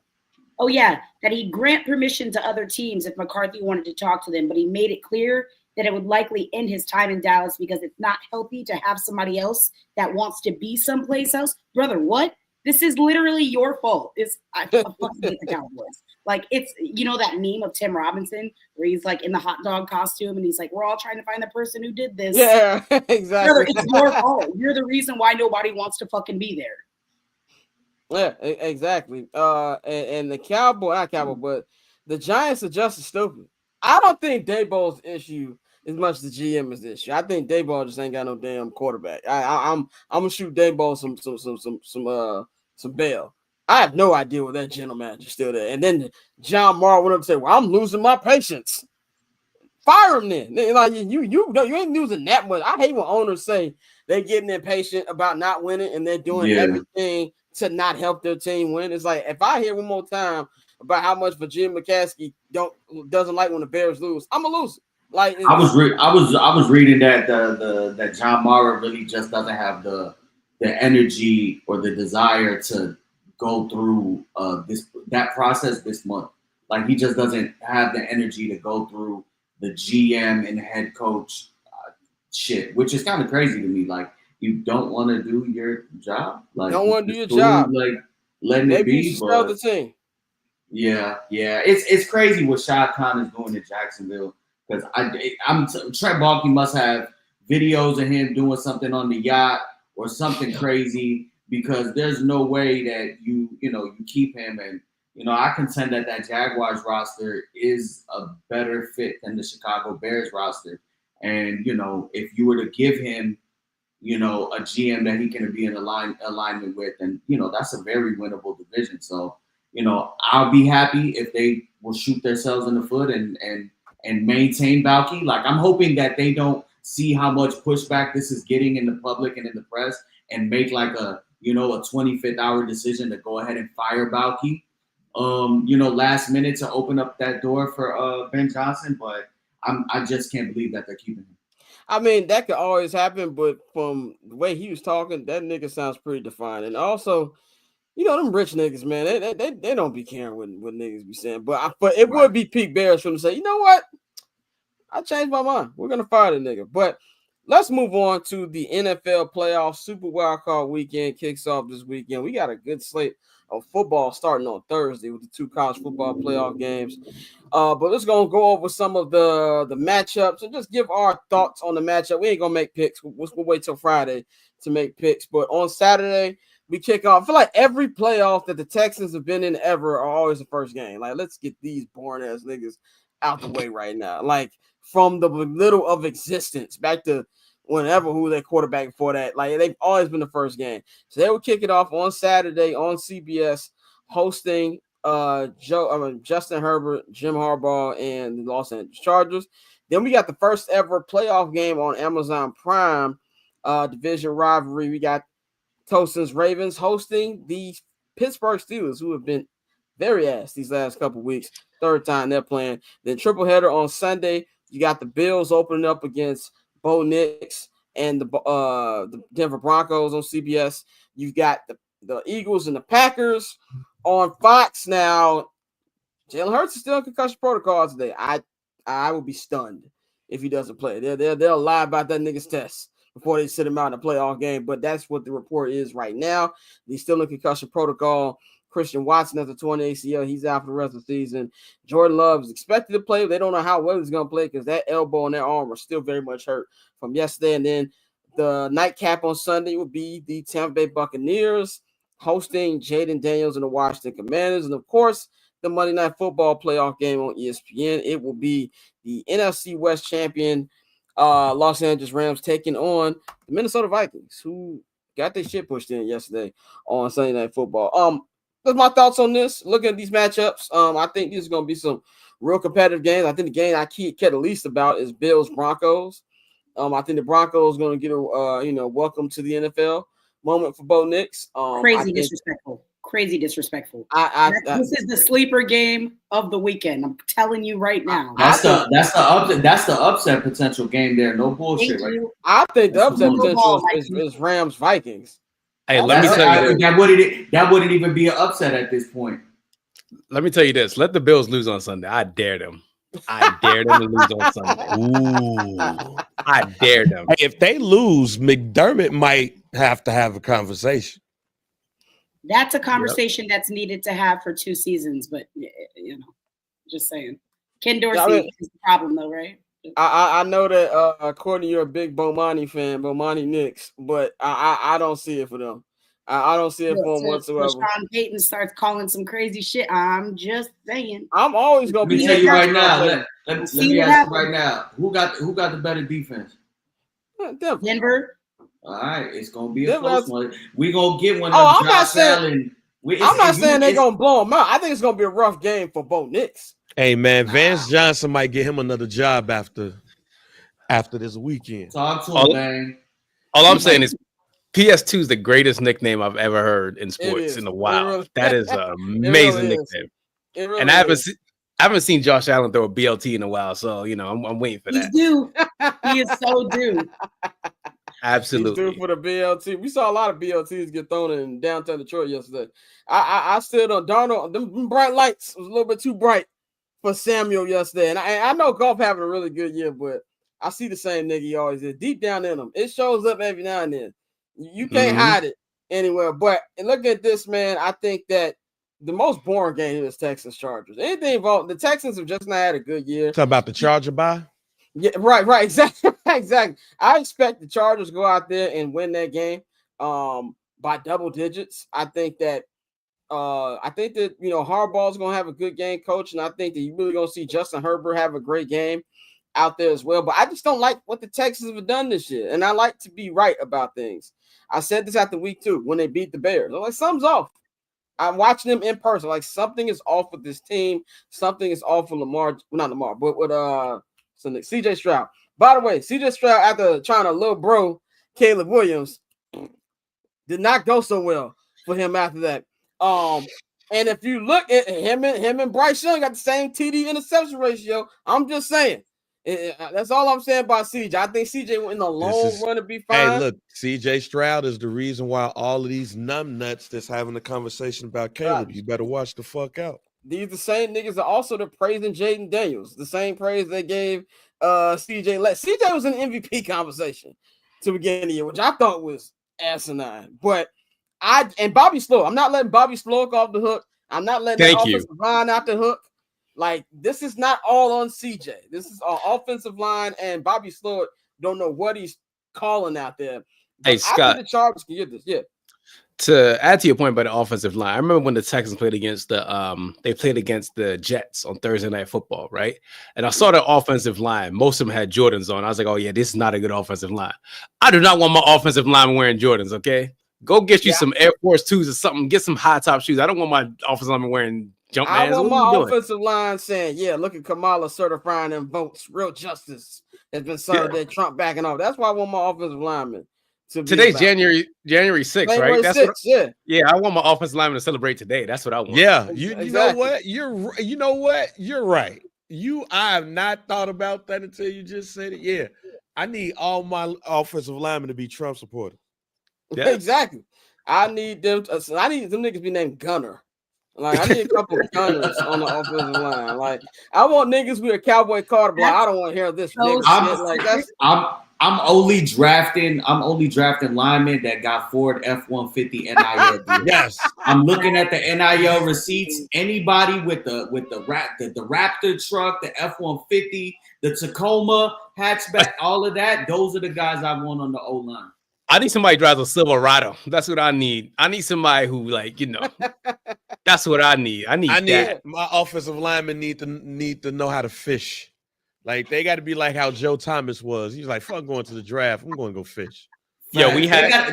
They gotta have a wrestling background in high school. Hey, to add to your point, Tyler Linderbaum, he played wrestling. He did wrestling against Tristan Wirfs in high school. Who still wear Degeneration Next shirts. Yeah. My offensive if you look line. at the old linemen, though, if you look at some of the best old linemen, they got that wrestling background, man. Yeah. I need my offensive linemen to only like the black people that's on their team. Like that's that's crazy. You're one of the good ones. Yeah, you're one of the good ones. I could take you home to my family. Yeah. Basically the Kittle family, right? That's how it's looking on. Yo, the Ravens got an offensive guard that went to Georgia, Ben Cleveland. This man says that he goes hunting for squirrels every time he's down home. I was like, that's what I need. That's how I know Lamar is safe. Yeah, he will be a Hall of Famer. Yeah, that's all I need. Wouldn't be worried that their men are cheating, and then these are just the kind of conversations that they're out having. Yeah, and niggas can block. That's all that matters. So what you think about this matchup with the Steelers? This is with my concern, if I have any concern for y'all. And I granted the Steelers offense is ass. Yeah. Right now, I love Mike T. But we need to start having conversations how this nigga be ending these seasons. But we interviewing Arthur Smith. Yeah. I mean, look, you interview how you interview. As long as this nigga ain't a finalist, it don't really matter to me. But I don't know. I don't. I'm sorry. It feels like a natural fit. Like they would love that Nepo baby. It feels like who would love the Bears. The Bears. It really actually feels very true. No, it would be peak Bears. I'm just saying I'm not gonna get mad about who they interviewing. Just I better not hear that be a finalist. But Tosin, is there anything about facing a team 3 times, especially a team that knows you so well as Steelers, and the first 2 times you guys have played have gone down to the wire? Is there any concern from that despite how well you guys been playing? The only thing that concerns me about the Ravens is the Ravens. That's the only thing that concerns me about them. It's just, can y'all not be unserious for once? Just be serious human beings. And Brandon Stevens scares the shit out of me. But other than that, it's just, they know what they got to do. After the game that we beat the Browns on Sunday, it was, what's his name? Derrick Henry basically was like, look, I was in the championship 5 years ago. Y'all was here last year. We know what we have to do. Everybody lock in. And they all know, they know what time it is. So that's the only thing I'm like happy about. Is they know it's not time to bullshit. So Zay cut off his locks today too. So I guess everybody's like locked in. So, there's that. I told my boy Kev, who works for him, he produces Amazon Prime Thursday Night Football. I was like, enjoy Baltimore, my nigga. He was hoping they was gonna send him to LA. I was like, no, tell McNulty and Bunk I said what up, nigga. Have a good time. Is there any Mike, what would be a sneaky matchup on here outside of like Bills Broncos? Outside of Bills Broncos, I really don't see it because I think all of us will probably lean towards the Eagles taking care of the Packers. That Bucks Commanders game is interesting. Bills Broncos is the one. I think the Ravens handle the Steelers. Texans start. Yeah, Bills Broncos. I mean, the Rams and Vikings is going to be good. But I can take. Let's just be real. I'll take Matthew Stafford in the playoff game over Sam Darnold. Especially at home. So that I would say the Bills Broncos is a sneaky one, and then the Monday night game is anybody's game. I really like that Bucks Commanders game, man. I think that's going to be a pretty exciting game. Like, you got Baker. Baker loves, we got real gunslinger. You got rookie Jaden Daniels' first playoff appearance. And Bunny Colvin really tried to trick that game off last night. It did not look like they wanted to win that game last night. So that's a little bit intriguing to me. Courtney, I know you said the same thing about the Broncos, but anything that stands out to you in this slate? No, not really. I'm not trying to be funny. No, not really. I'm not moved by too many of these matchups. Bucks Commanders might be a little interesting. Could be interesting. And yeah, would you just call the Chargers Texans game the Chargers bye week bang? Yeah. Chargers bye week. Yeah. I'm not moved by any of these games except for Broncos Bills. Bang, what's your thoughts on this line? Go ahead. My bad. Go ahead. remember I told you I had something for Dan, and I just remembered it just now. Do y'all remember Dan kept saying that Josh is doing less with like whatever he's doing more with less? Y'all remember him saying that? Yeah. All right. So May 24th, 2024, he tweeted, and I quote, "Too many people sleeping on the Bills. I will place the Bills' offensive pieces top 5 in the AFC when it comes to diversity of matchups. They won't be a traditional number 1 guy, but they can deploy." And they named a whole bunch of people: Kincaid, Cox, Knox, Coleman, Cook, MVS, Shakir, Samuel. And he says Josh has to play PG 90% of the time and 10% the reason why they win / make big plays. All I'm saying is that this man's been lying about the MVP all season. And I'm disgusted in the fact like I found this tweet, because I'm just like, you literally have been saying all season that he's been doing less or more, but you said in your own account that he has to play point guard 90% of the time. He doesn't have to really do that much. But now he's the reason why he's MVP. Whatever. That's all I say is that, like, it's disgusting what's happening in real time.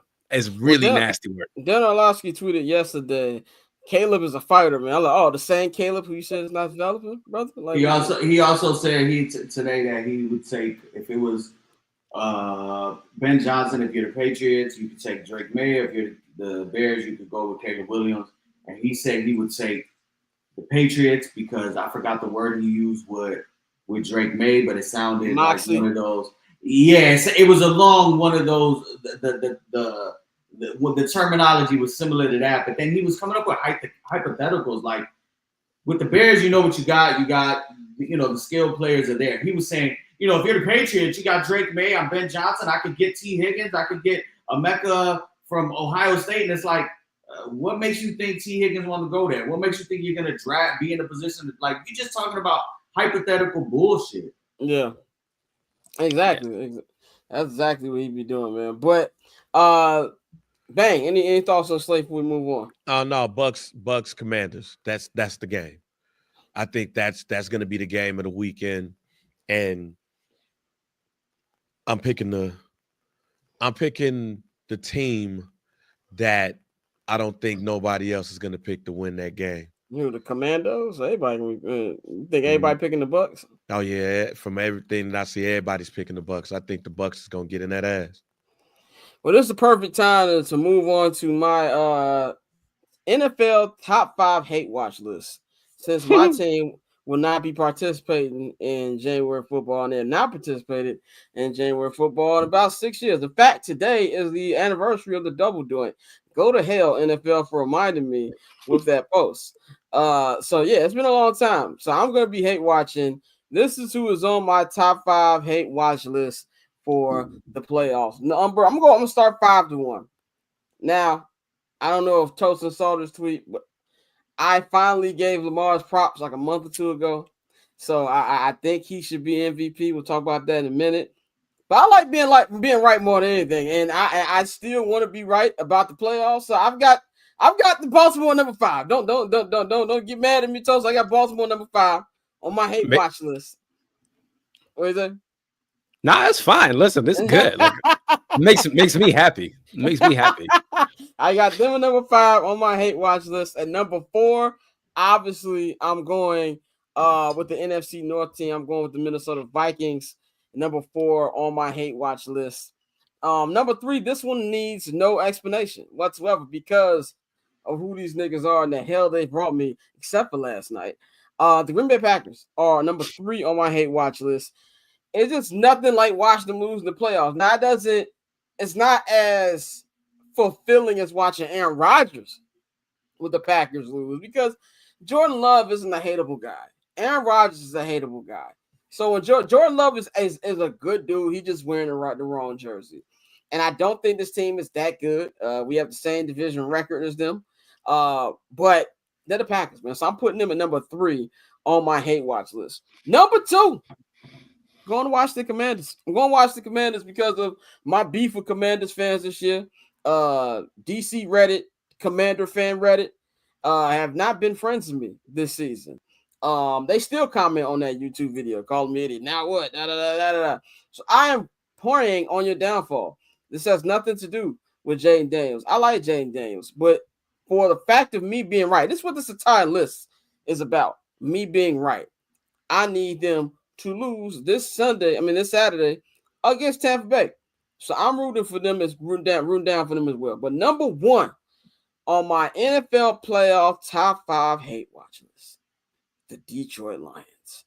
Because their fans forgot where they came from. They really did. They really forgot where they came from. The amount of stuff that I've heard from family members from Detroit Lions fans, from our guy Chuck English, who is going to be on here on Friday talking about the Lions. Y'all forget y'all went on 16. Y'all forget that as bad as it's been for the Bears, at least I've seen the Super Bowl. At least I've seen a couple of NFC Championship games. Not granted, y'all went last year, blew it up, but I need them to lose because I'm tired of the talk from this fan base like they the San Francisco 49ers. So I need to see it there on top of them being the NFC North Division champions. And I would love for that window to close for them.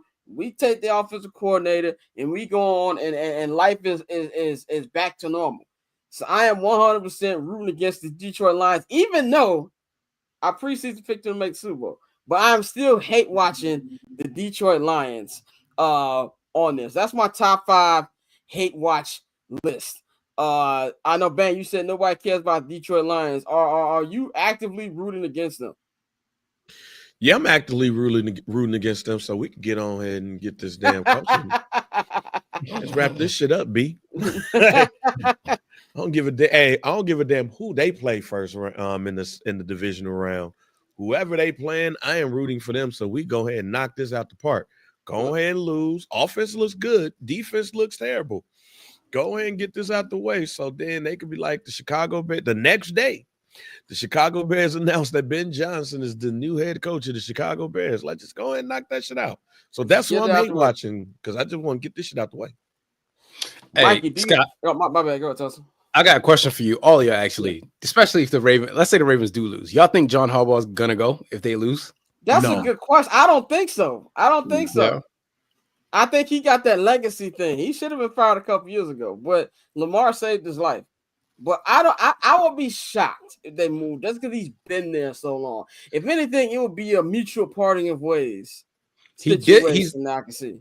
He's doing something now that he did when he won the Super Bowl. I don't know if you remember in 2012, he benched Brian McKinney basically the whole season. Then the playoffs is like, all right, I'm starting Brian McKinney. He did this now with like Andrew Voorhees, randomly playing left guard, and he's killed it the last 2 games he's played. And it's just like, that's some random shit that John does. He's just a weird dude, man. I can't really call it with him. So, but that's just randomly came to my mind when you said the Ravens hate watch. I was like, wait, what happens if we do lose? Does he get fired? Because I know some of our fans hate him. They cannot stand that man. Yeah, I think for the MVP race, which we're going to get into in a minute, with Lamar and Josh Allen both kind of have to play flawless because the other fan base, especially if they're still in the playoffs, is going to go at it. So I think I'll be shocked if you get fired. Or is there anybody you hate watching outside of the obvious Pittsburgh Steelers? I hate watch everybody, man. but specifically the Bills. Like I need them to lose. Their fans are the biggest babies I've seen on social media. So it's something in me. But yeah, hey, it's not James Harden because James Harden's fat and Lamar's not. So let's not do that. Lamar's NFL James Harden. Mike, is anybody you hate watching? I mean, always the NFC North. Always, your division people. But also, I'm not actively rooting for them, but I kind of want them to kind of like the Lions. I kind of want to see the Lions in the NFC Championship game because to me, I just think that's just like more a slap in the face to the McCaskey family and to the people, over at Hallis Hall. Like you said, George is eating Salisbury steak and applesauce. You don't care. Yeah, you know what I'm saying? But outside of that, I really don't hate watch on any of the teams outside of really the Packers. I think they are going to get their shit pushed in as long as Jalen Hurts plays. But anybody that is not on my parlay ticket, I am hating on them. Courtney, any hate watches?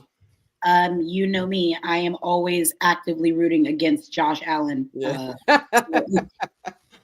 I'm telling you, he's due for a bozo game. And I feel like there's a lot of people who you waiting for it, Toast. My brother is foaming from the mouth for Josh Allen to have a bad game. This nigga that went through the history of everything. Well, if you look at it, Lamar should definitely be MVP. When do we start caring about narratives? This nigga went on a whole little rant. So he's definitely waiting for it. Like he didn't look at all of kind of crazy though. Touchdowns. I've seen him. He's been going nuts on the timeline. Yeah, bro. Exactly. He might have a ticket on Lamar to win, I think, at this point, the way he's going. But it's crazy, like the argument that people are trying to use for Lamar to be MVP this year. In actuality, that's the argument that people were trying to have last year for Josh Allen, because last year Josh Allen had a better statistical season than Lamar. I think to me, my MVP, what I saw with my eyes, I think Joe Burrow is the MVP. But NFL is the only league that doesn't give that award to a team NBA that, right, and the NBA as well too. But like you look at Major League Baseball, we've seen Mike Trout win, we've seen Ohtani win, we've seen people, strictly on stats. Like Joe Burrow is up there for me. But yeah, it's funny seeing your brother fucking go crazy over that. He been adamant about it, bro. That nigga won't let it go. I'm like, yeah, like you said, he gotta have some money on it. That's the only thing I got right now.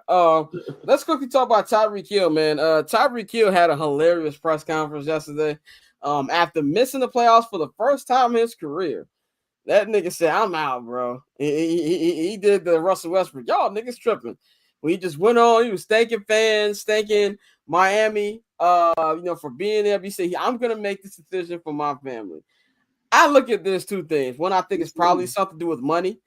But also, I think this nigga just kind of knows where the future of the Dolphins is, and he wants to get out of that. And combine that with the fact of missing the playoffs for the first time and just being a usual wide receiver diva.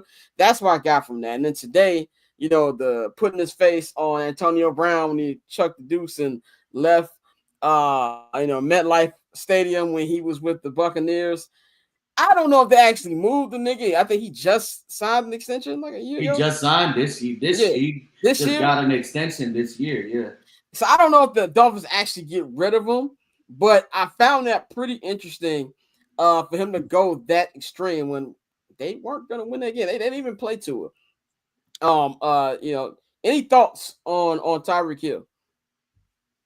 Well, they asked him before. Well, the one thing with me is like I watched like the full presser, and they kind of asked him just like you could tell that the biggest thing for him is there's no certainty around Tua's health, because he had kind of made a statement where he's just like like no disrespect to Snoop Huntley, but it's hard when you lose QB1, in this league. Like most teams that lose QB1, like you can't really survive from that.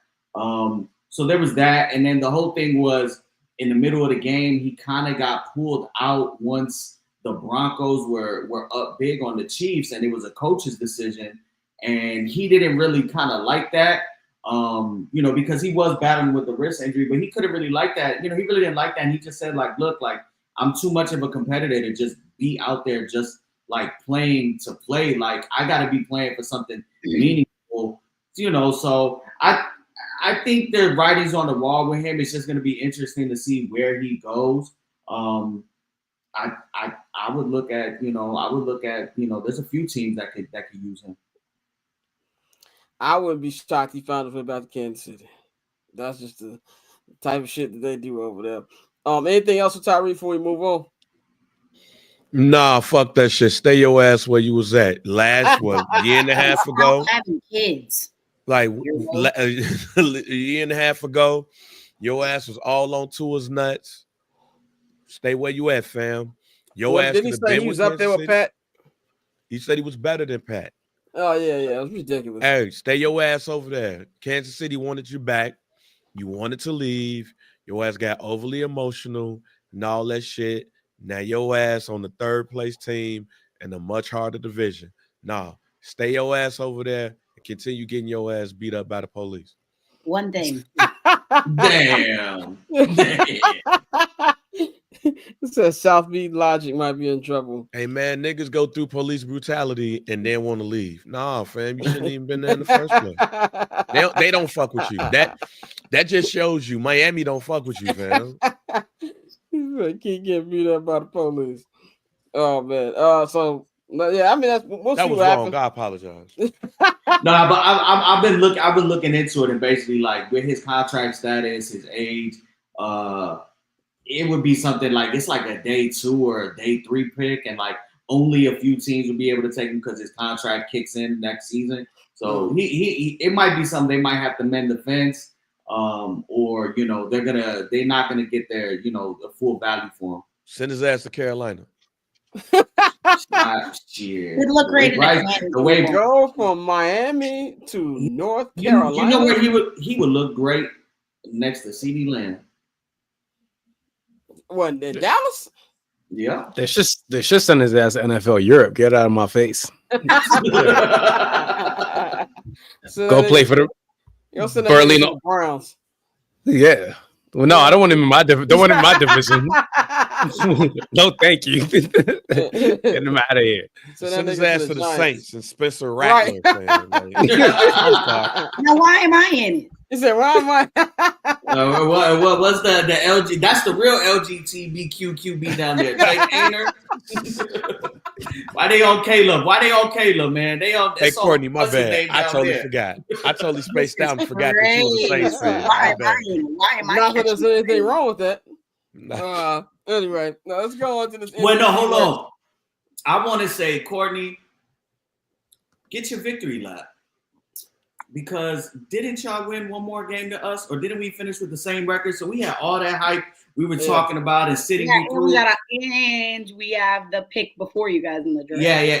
No, the pick after us. We're 10th, you're 11th, I think. I thought we were 9. Oh shit, are y'all 9th? Yeah. Well, yeah. Yeah. It's a small price for salvation. We beat the Packers. Right. Small price for salvation. But let's talk about this MVP race, which we kind of alluded to just a couple minutes ago between Lamar Jackson and Josh Allen. With Lamar Jackson, 2-time MVP, is having his best season ever. Like, it's to the point where you can't say anything about this. Josh Allen's having a really, really good season as well. Really, the turnovers are not where they were last year. I don't think everybody thought the Bills were going to take a big step back this year. And as big of a Josh Allen fan as I am, I thought the same thing. I'm very surprised by the way they played. And it was something where I feel like it's kind of funny to say Lamar is having a quiet season because he's not. But I didn't know how much better his numbers were than Josh Allen till like a month ago. And I'm like, it's not close. And I said in order for him to have an actual chance to actually win it, to get past the narrative stuff, will be to come back and win the AFC North, which they did do. They're only a seed behind Buffalo, and they also beat the brakes off Buffalo. I think a lot of people forget that too. I think it was like week 3. It was a blowout in Baltimore on Sunday Night Football, and I feel that Lamar Jackson should be the MVP. I mean, he's got the record between the two isn't that much different. And if you're going to use the record, you should use the head-to-head for when they played this year. It's, and I also feel like it's funny. We look at how the media does stuff. They didn't care about total TDs when Lamar always had a total TDs. Now when we're doing Josh Allen's total TDs to make it feel like a closer argument than it really is. But I also feel like something that we got to accept, which I told my brother, is MVP in both the NFL and the NBA are narrative-driven. We all know that Joel Embiid should not be MVP 2 years ago. That was Nikola Jokic award. Like people just didn't want him winning 3 in a row. But that was his award. And I feel like if this goes to Josh Allen, I'm pretty sure it will be. I would actually be kind of stunned if they didn't give it to but Josh Allen. From just the way the media is talking about him, it's short time now, which is how MVPs are. You can look at Michael Jordan. Michael Jordan should have way more than 5 MVPs. LeBron James should have way more than 4 MVPs. But we get fatigued with greatness. Giannis won a couple. We don't need you to be getting any more. And then just to do the same thing with Jokic. This year is probably Shea has a legit chance to get in the NBA, maybe even Luka if he can get back healthy. But it's like they announce they anoint people. And it's just Josh Allen's time to be anointed. Me and Bang were talking about the Here Nigga Damn Awards. Josh Allen's going to get the Here Nigga Damn MVP. That's exactly what he's going to get. But Lamar is having an incredible season, and I don't really even feel like it should be a conversation, but it's going to be that, and especially with the way the playoffs go through, even though voting takes place before the playoffs, that's going to be something that's going to factor into it. If the Ravens find their way to the Super Bowl, let's just say the Bills get knocked off by the Broncos, and he still wins MVP, it's going to be an even louder thing. Tosin, what's your opinion on this? Obviously, pro Lamar, but just all the discourse surrounding this. What has that been like for you? in a weird way, it's so funny to hear this shit. Like, I remember last year when we signed Derrick Henry, and everybody's like, "Oh, Derrick Henry's washed, whatever," and I was just like, "No, he's really not." And the fact that Lamar's done this with Gus Edwards, he's done this with a hurt J.K. Dobbins, he's done this with, you know, with Mark Ingram when he was like hurt, and it's like, yeah, he's finally got a great running back, but it's like, yo, we finally got pieces around him for once. He won MVP Willie Snead as wide receiver. That's insane. Like, he won a unanimous MVP with Willie Snead. And it's like he's progressively gotten even better each year. And I think that this year he's just taken everything to another level. I mean, if you really want to see his highlight, the thing for me that really showed like what Lamar is when he played against Trey Hendrickson, when he stiff-armed. Remember that in Cincy when we beat them, and he like stiff-armed Trey Hendrickson and still found Isaiah Likely in the end zone. So it's like, this guy is showing you week in and week out, like he's just that much better than everybody else in his position. But I get it. It's boring that like he's doing this week in and week out and hasn't done the Super Bowl. So I understand everyone's fatigued with him. But it's also one of these things where it's like, this is the first year ever in the Ravens history we ever had a Pro Bowl wide receiver, by the way. So just goes to show you that like he's been doing this for a while. But I get it. You know, Josh, no one really expected the Bills to be where they're at this year, losing Stephon Diggs. And I get it. Josh has been great. He hasn't been turning the ball over like we usually see him do. So I won't be shocked if they give it to him, but I just don't like the narrative around Lamar. Like, just like they did the whole like total stat for the year. I'm like, whenever we ever seen anybody in NFL do somebody's like total stats for the whole entire like year, like a calendar year, like, that's super weird, but that's the narrative for you. It is what it is.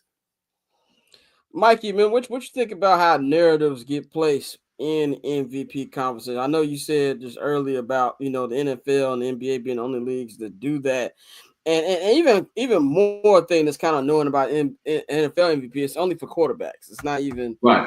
Because if we're doing everything, Saquon should be in this conversation as well. Just what's your thoughts on just the race that we've had this year? I mean, you know, like I said, it's crazy because Lamar is having a better statistical year this year. This is his best year of his overall career, better than the years that he's won MVP, and he won't win it. I just think it is kind of somewhat of a voter fatigue. And it comes down to it's the very same situation with Jokic and Embiid. And it's unfortunate. I think Josh Allen, and this is not to take anything away from Josh Allen. I think Josh Allen has played amazing. I think his supporting cast, wide receiver wise, I think a lot of people expected them to take a step back offensively due to losing Stephon Diggs and going with a rookie Keon Coleman, having faith in in Shakur, who was like a third round pick. Like, they were banking on a lot. It was supposed to be a quote unquote down year for them, but it's just unfortunate. I really don't feel one way towards it. I just think Lamar is hooping. And he's deserving of it. I think, like I said, Joe Burrow's deserving of it. I think Saquon Barkley's deserving of it. It'd be interesting. I don't know if we've ever had co-MVPs. It was 2003. It was Steve McNair and Peyton Manning. And Peyton Manning, right? I don't know if the NFL has an appetite to do that in today's day and age, but this would certainly be a year, I guess, that you can kind of go for that. Yeah, there was also Brett Favre and Barry Sanders in '97. Yeah, that's right. Yeah, that's right. And I think it's just going to come down to some of those voters that that might not necessarily want to see Lamar hoist another one up. I want to see a nigger win another one. That's how Courtney, that's how they voting. I just wasn't expecting that. That was Bang, man, what's your thoughts on this MVP race? That's how the niggas at Cracker Barrel be talking. Because you just took the words out of my mouth. That's the only reason why I think Josh Allen's gonna win this shit. I thought we were Mississippi for a second. Hey, look, man. To me, man, that's the only reason why Josh Allen gonna win this shit. It's his nigga damn also added to the fact that we can't have this brother of color winning all of these joints. Like, we got to give him something. Lamar Jackson is having one of the greatest seasons, one of the greatest quarterback seasons in NFL history. The stats prove that. No matter how good of a season Josh Allen is having, the season that Lamar Jackson is having, is unprecedented. And we're not going to give that the MVP award? That tells me everything that I need to know. It's a little bit of fatigue. It's a little bit of hit nigga damn, man. God damn, Josh Allen got to win something. And then there's also, I'm sorry, it's also on that shit too. Right? And I'm not going to specifically say which one that I believe is like which person talking head you see on TV fits one of those bills. But I will pick on Dan Orlovsky on this one.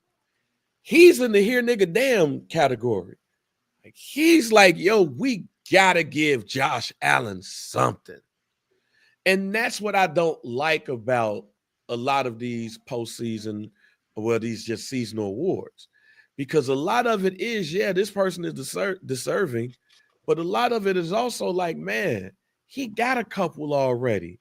We gotta give him something. Like Karl Malone, here nigga damn.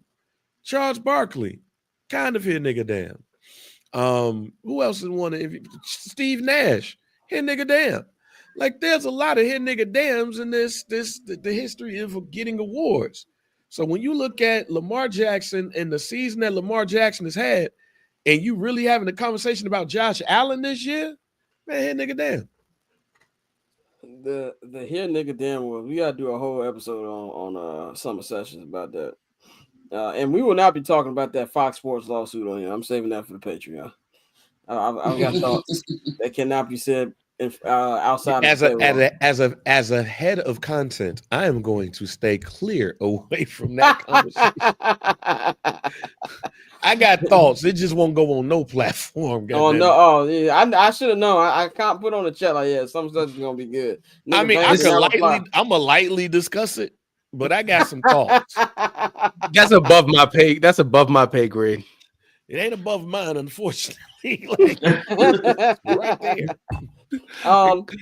One last topic before we get Bang and Mikey up out of here, man. I want to talk about we talked about in the logo about things we were wrong about. And by the way, Ryan Post will be meeting the media at 10 a.m.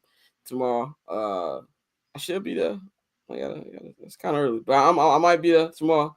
See here, this nigga talk for 20 minutes and say the same thing. But I want to go over some things that I was also wrong about when it comes to the playoffs. These are I wrote down my actual playoff picks on September 5th when we gave them to see how accurate I would be months later. These are two I had to win the NFC divisions. I had NFC North champion Detroit Lions, got that right. Had the San Francisco 49ers win the West. Was wrong about that. Got that? No, I got that right. I had the Atlanta Falcons winning the NFC South. Was wrong about that. Got that wrong. I had the Eagles winning the NFC East. I was right about that. Here are my three wildcard teams. The Green Bay Packers. I got that. Chicago Bears. Absolutely not. And the Dallas Cowboys. Absolutely not. That did not happen. In the AFC, I had the Bengals winning the North. That did not happen. I had the Chiefs winning the West. That did happen. I had the Texans winning the South. That happened. And I had the New York Jets winning the AFC East. How did that go? And then for the wild card winners, I had the Ravens, the Dolphins, and the Browns. Only one of them niggas are in the playoffs right now, and they are division winners. MVP prediction. Bowl, oh my God. Yeah, your Super Bowl was wild. My MVP prediction was Joe Burrow. And if they'd have made the playoffs, I believe I would have been right. Man. Yeah. I would believe I would have been right. Now, my Super Bowl 59 prediction, Kansas City Chiefs versus Detroit Lions. I still have a chance to be right about that. And outside of all my Bears takes that were wrong, and if you want to see how wrong they were, go back and watch. I'm not going to watch Bears. Shit. No. Delete that shit.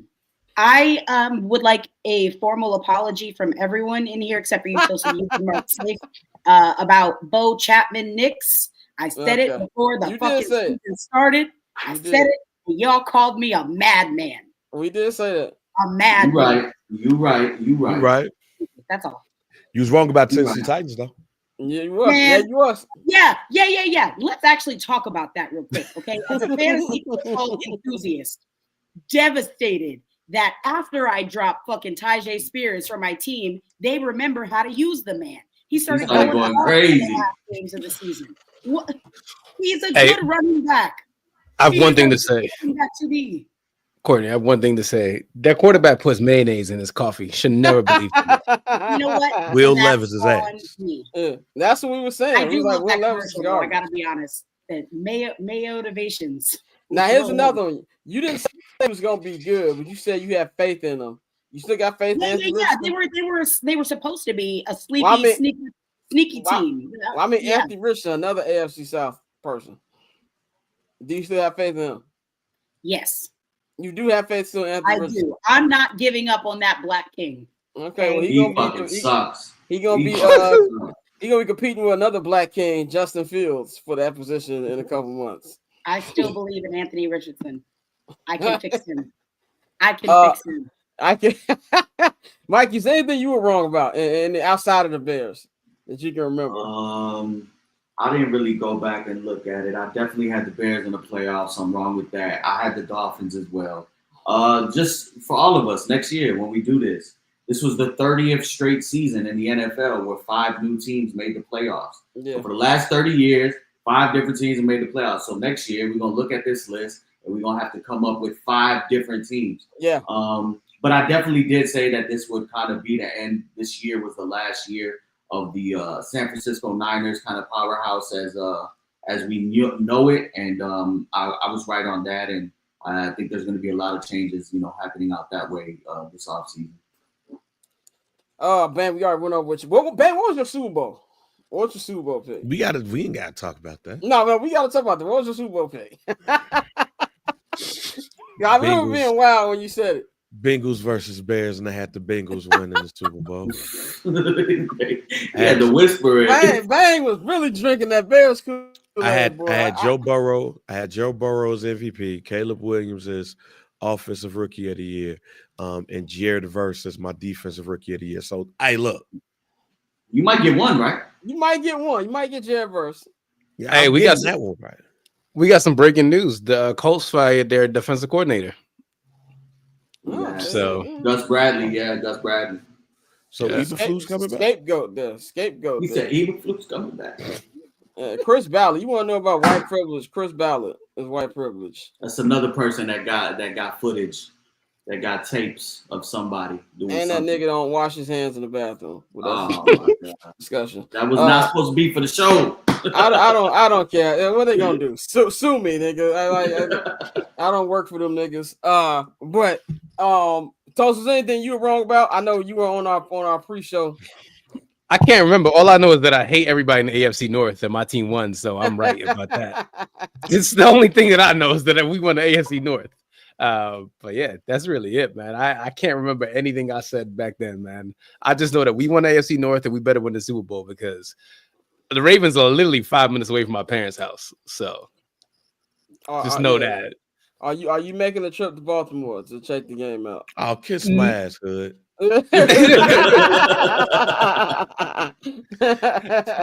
I'll go to the parade.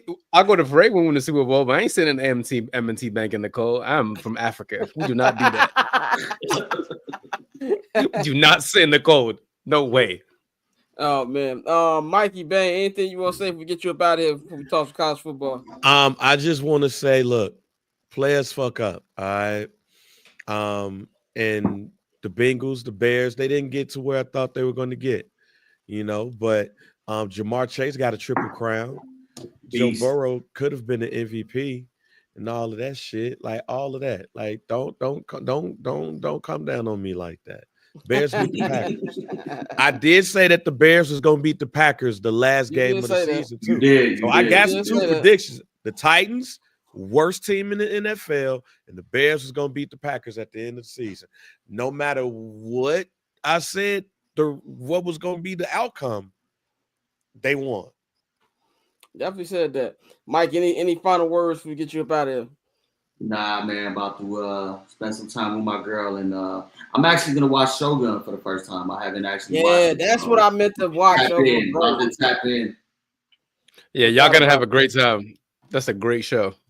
She looked at me and she said, "No football tonight." Nah, I could have lied. I had a 5-second grace period to lie, but I'm like, nah, baby. So you got a WWE Raw parlay, nigga. Man, if she would have walked in on the room watching me watch South Florida versus Wichita State basketball, she would have called the hotline. This is a sick man. This is a sick Negro. All right, man. Bang, Mike, you gonna holler at you on Friday. All right, man, y'all be safe. We're gonna take a quick 1 minute break. We're gonna get into some college football real quick, and then we're gonna talk some NBA with Pavy, man. We'll be right back. So cool. Triple double hat trick, I know the code too. Ice trade, go for trade, yeah we cold too. Getting paper on these player haters, old news, money on the other line, so I'm not gonna hold you. Money on the other line, so I'm not gonna hold you. Money on the other line, so I'm not gonna hold you. Money on the other line, so I'm not gonna. We are back. Mike's still here. What's going on, brother? Anyway, we back, man. Me, Courtney Tosin, man. We're gonna talk about some college football, man. We just got done watching a weekend of games. The Final Four has been set. It will be Penn State and Notre Dame playing in the Orange Bowl. That'll be Thursday night, and then on Friday we got the Cotton Bowl between Texas and Ohio State. Those two teams will face in the national championship game, which will be January 20th. Dr. King Day and also America Going to Hell Day. Trump inauguration. Same day. So a lot of things going on the 20th. Courtney, I really want to get your opinion on this. You know, after the opening week of the college football playoffs, had a lot of people talking about, oh man, we don't need this. Why we don't need this many teams in the playoffs. Some of this team shouldn't have made it. What was your thoughts on the first opening round of 12-team playoffs? Did you think it was too much, or you just think it's going to take a little longer for people to get adjusted to? Yeah, I really don't know why anybody is complaining. It's been largely pretty entertaining. There were a couple of blowouts, particularly in Penn State's portion of the bracket. They kind of been rolling through everybody that they've played so far. Boise State, SMU, they got diced up. But I don't see how you could look at this as a bad thing. More opportunities for teams it creates more intrigue, in my opinion. I think it's good content. And yeah, my team got bounced, but that was the best game of the fucking playoff. And there were a lot of people saying that ASU had no business being anywhere near there, and it still has been the most entertaining game. I will say I really could not give two flies fucking smashed about Notre Dame versus Penn State. That sounds boring as hell, but I'm gonna watch it because that's just who I am. But no, I think the 12-team playoff is good. I think people, and just if you really sit and think about it, if we didn't have, there were a couple of teams in this playoff, right, that lost, 2 games. Imagine if it was a 4-team playoff, a 4-team playoff still, what kind of matchups that we would be dealing with. All that to say, this shit's lit. College football's lit. ASU's going to be back next year. Bama, fuck. Fuck. I've never been opposed to more playoff games in any sport. Yeah, I don't see why anybody's complaining. I do have one complaint. It's a minor complaint. And I understand nobody wants to go head-to-head with the NFL. But college football has shown itself and proven itself in their ability to be able to sustain themselves on Saturdays. Why the fuck are these games on Thursday and Friday? Or was it? Yeah, Thursday and Friday. That's nasty work. College football is sacred on Saturdays. I hate it. I get what you're saying, but also Big Raj. I know nobody wants to go head-to-head with the NFL. I know the NBA is paying for it right now. But tell them to pack up your people. Goodell Stanfield. He's like, not happening. But I've never been opposed to extra playoff games. I hate when people, when the NBA playoffs start, niggas be like, oh, we'd go back to the best of 5. Like, no, nigga.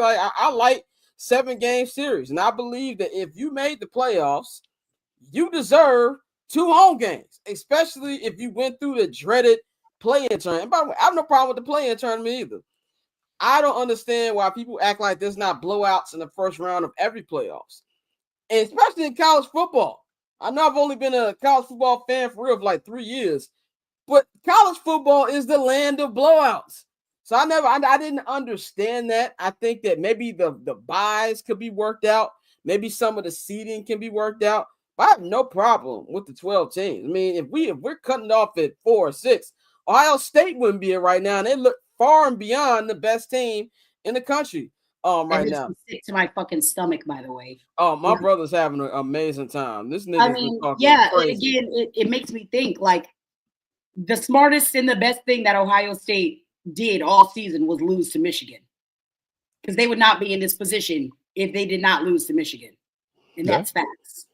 Best thing they could have done. Maybe bad for Ryan Day's reputation amongst Ohio State fans. Fuck that guy. I think they'll be fine if they hoist the national championship. Because they're going to beat Texas. Texas is not good. Texas is not good. That put a period at the end of that fucking sentence. It is not good. They were gifted that fucking game. ASU should be playing Ohio State, but you know. How'd you feel about the end of that game? How'd you feel about? Yeah, and I was hurt for y'all. I was watching it like the way y'all scored first in overtime. By the way, I despise college football overtime rules. I hate it with a fiery passion because I have no problem with everybody getting the ball, but my nigga, why you starting at the 20? Like I never liked that. I never liked that terrible rule, start at the 20-yard line. And I'm not even a big fan of the NFL overtime rules. Play defense, my nigga. Like I'm old school. Play defense. The Bills didn't get an opportunity. They start crying, and the NFL changed the rule. But play defense. But I thought that once y'all scored, I was like, oh, this is gonna be that 4th down. When they showed Jake Plum on the sideline, I was like, I'm a Bears fan. Something bad is about to happen. Whenever they show legends, something bad is about to happen. Did you see that dude? It's funny because he literally just said that he was on like 800 milligrams of mushrooms at that game. He came out and tweeted it. So I think he said not psilocybin, it was something else, but cordyceps is what the fuck he said he was off of. That's sick. That's sick. That's so sick. So what you think about 12-team playoff? I think it's great because you get to notice players that you never really get to watch all the time. Like I never really knew how good Cam was from ASU. Like, and now I'm looking, I'm like, that's how white man run the football. Bring him to Baltimore. I want to see him. I want to see him and Derrick Henry together. That's what I want to see. But now it gives more eyes. Like even Jeremiah, like the wide receiver from Ohio State, it's like we all know he's good, but he really showed out.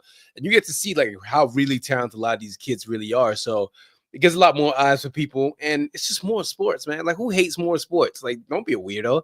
We need more sports, especially like right now. Like, what we gonna do on a Monday with no sports? Just watch ourselves. So, yeah, it's nice. It's really nice to have more sports on TV.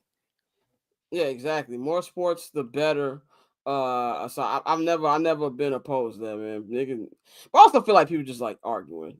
And that's just really what at the end of the day will just come down to, man. Let's talk about these actual games that we got playing on this week. Orange Bowl, Penn State, Notre Dame. A lot of people in the Chicago area are jazzed up about that because there's a lot of Notre Dame fans out here. That's one thing about Chicago. It's a big football market, but we don't really have a college team. So people either root for Notre Dame or like Northwestern. You know what I'm saying? And so a lot of Notre Dame fans. Notre Dame got a nice dub last week. Then we playing Penn State.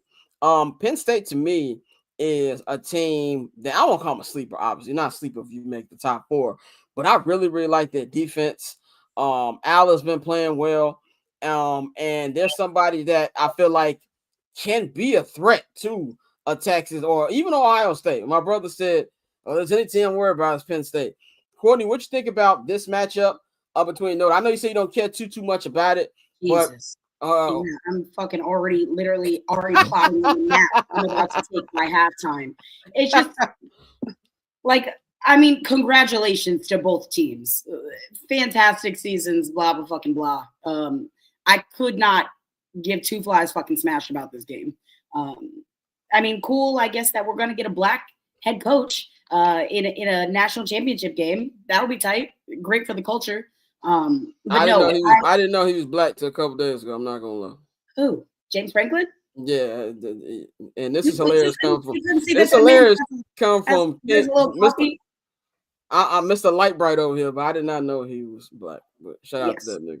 I don't know. But yeah, no, I mean, I still think, honestly, I think Notre Dame is going to win this game.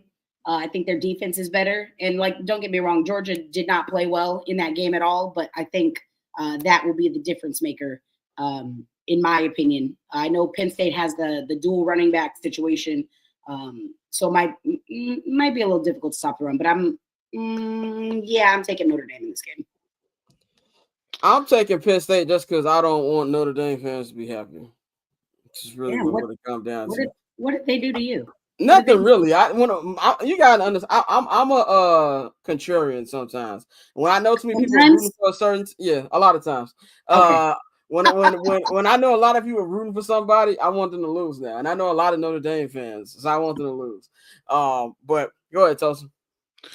First and foremost, hold on. Nigerian people are annoying. I just found out James Franklin's wife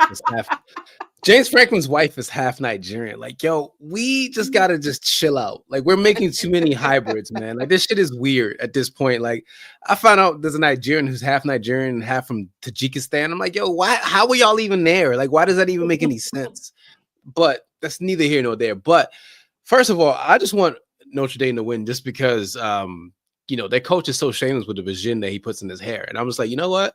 I like a shameless man like that. So I hope he wins the whole entire thing just because he just puts hair dye in his shit. And he loves Kyle Hamilton. So, that's my shamelessness right there. But I do think that Ohio State, I do think that Penn State they might come up a little bit short against Notre Dame. Like you're saying about their defense. The offense, though, when I was watching them against Georgia, I was like, yo, like, it doesn't look fun. It looks like it was like a struggle bus, but listen, it's all matchups, right? So we'll see how they match up against each other. But I just think Notre Dame just has like a little bit of, just a little bit more than they do.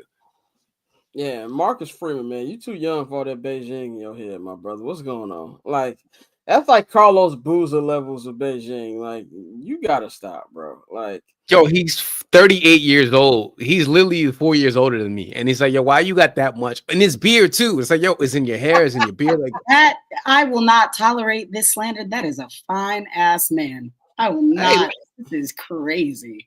Listen, he's a handsome dude. He's a handsome dude, but he's just wearing too much.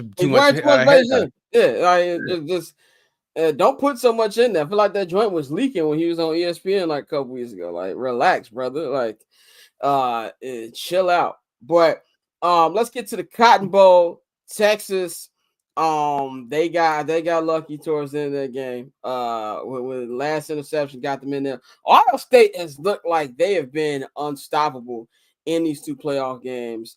I didn't have them. I had Oregon winning because I didn't think they were going to beat Oregon, and especially not in the way that they did it. That game was over in the first quarter. Will Howard, I ain't never ever seen you act like this before. He's been hooping these last two games.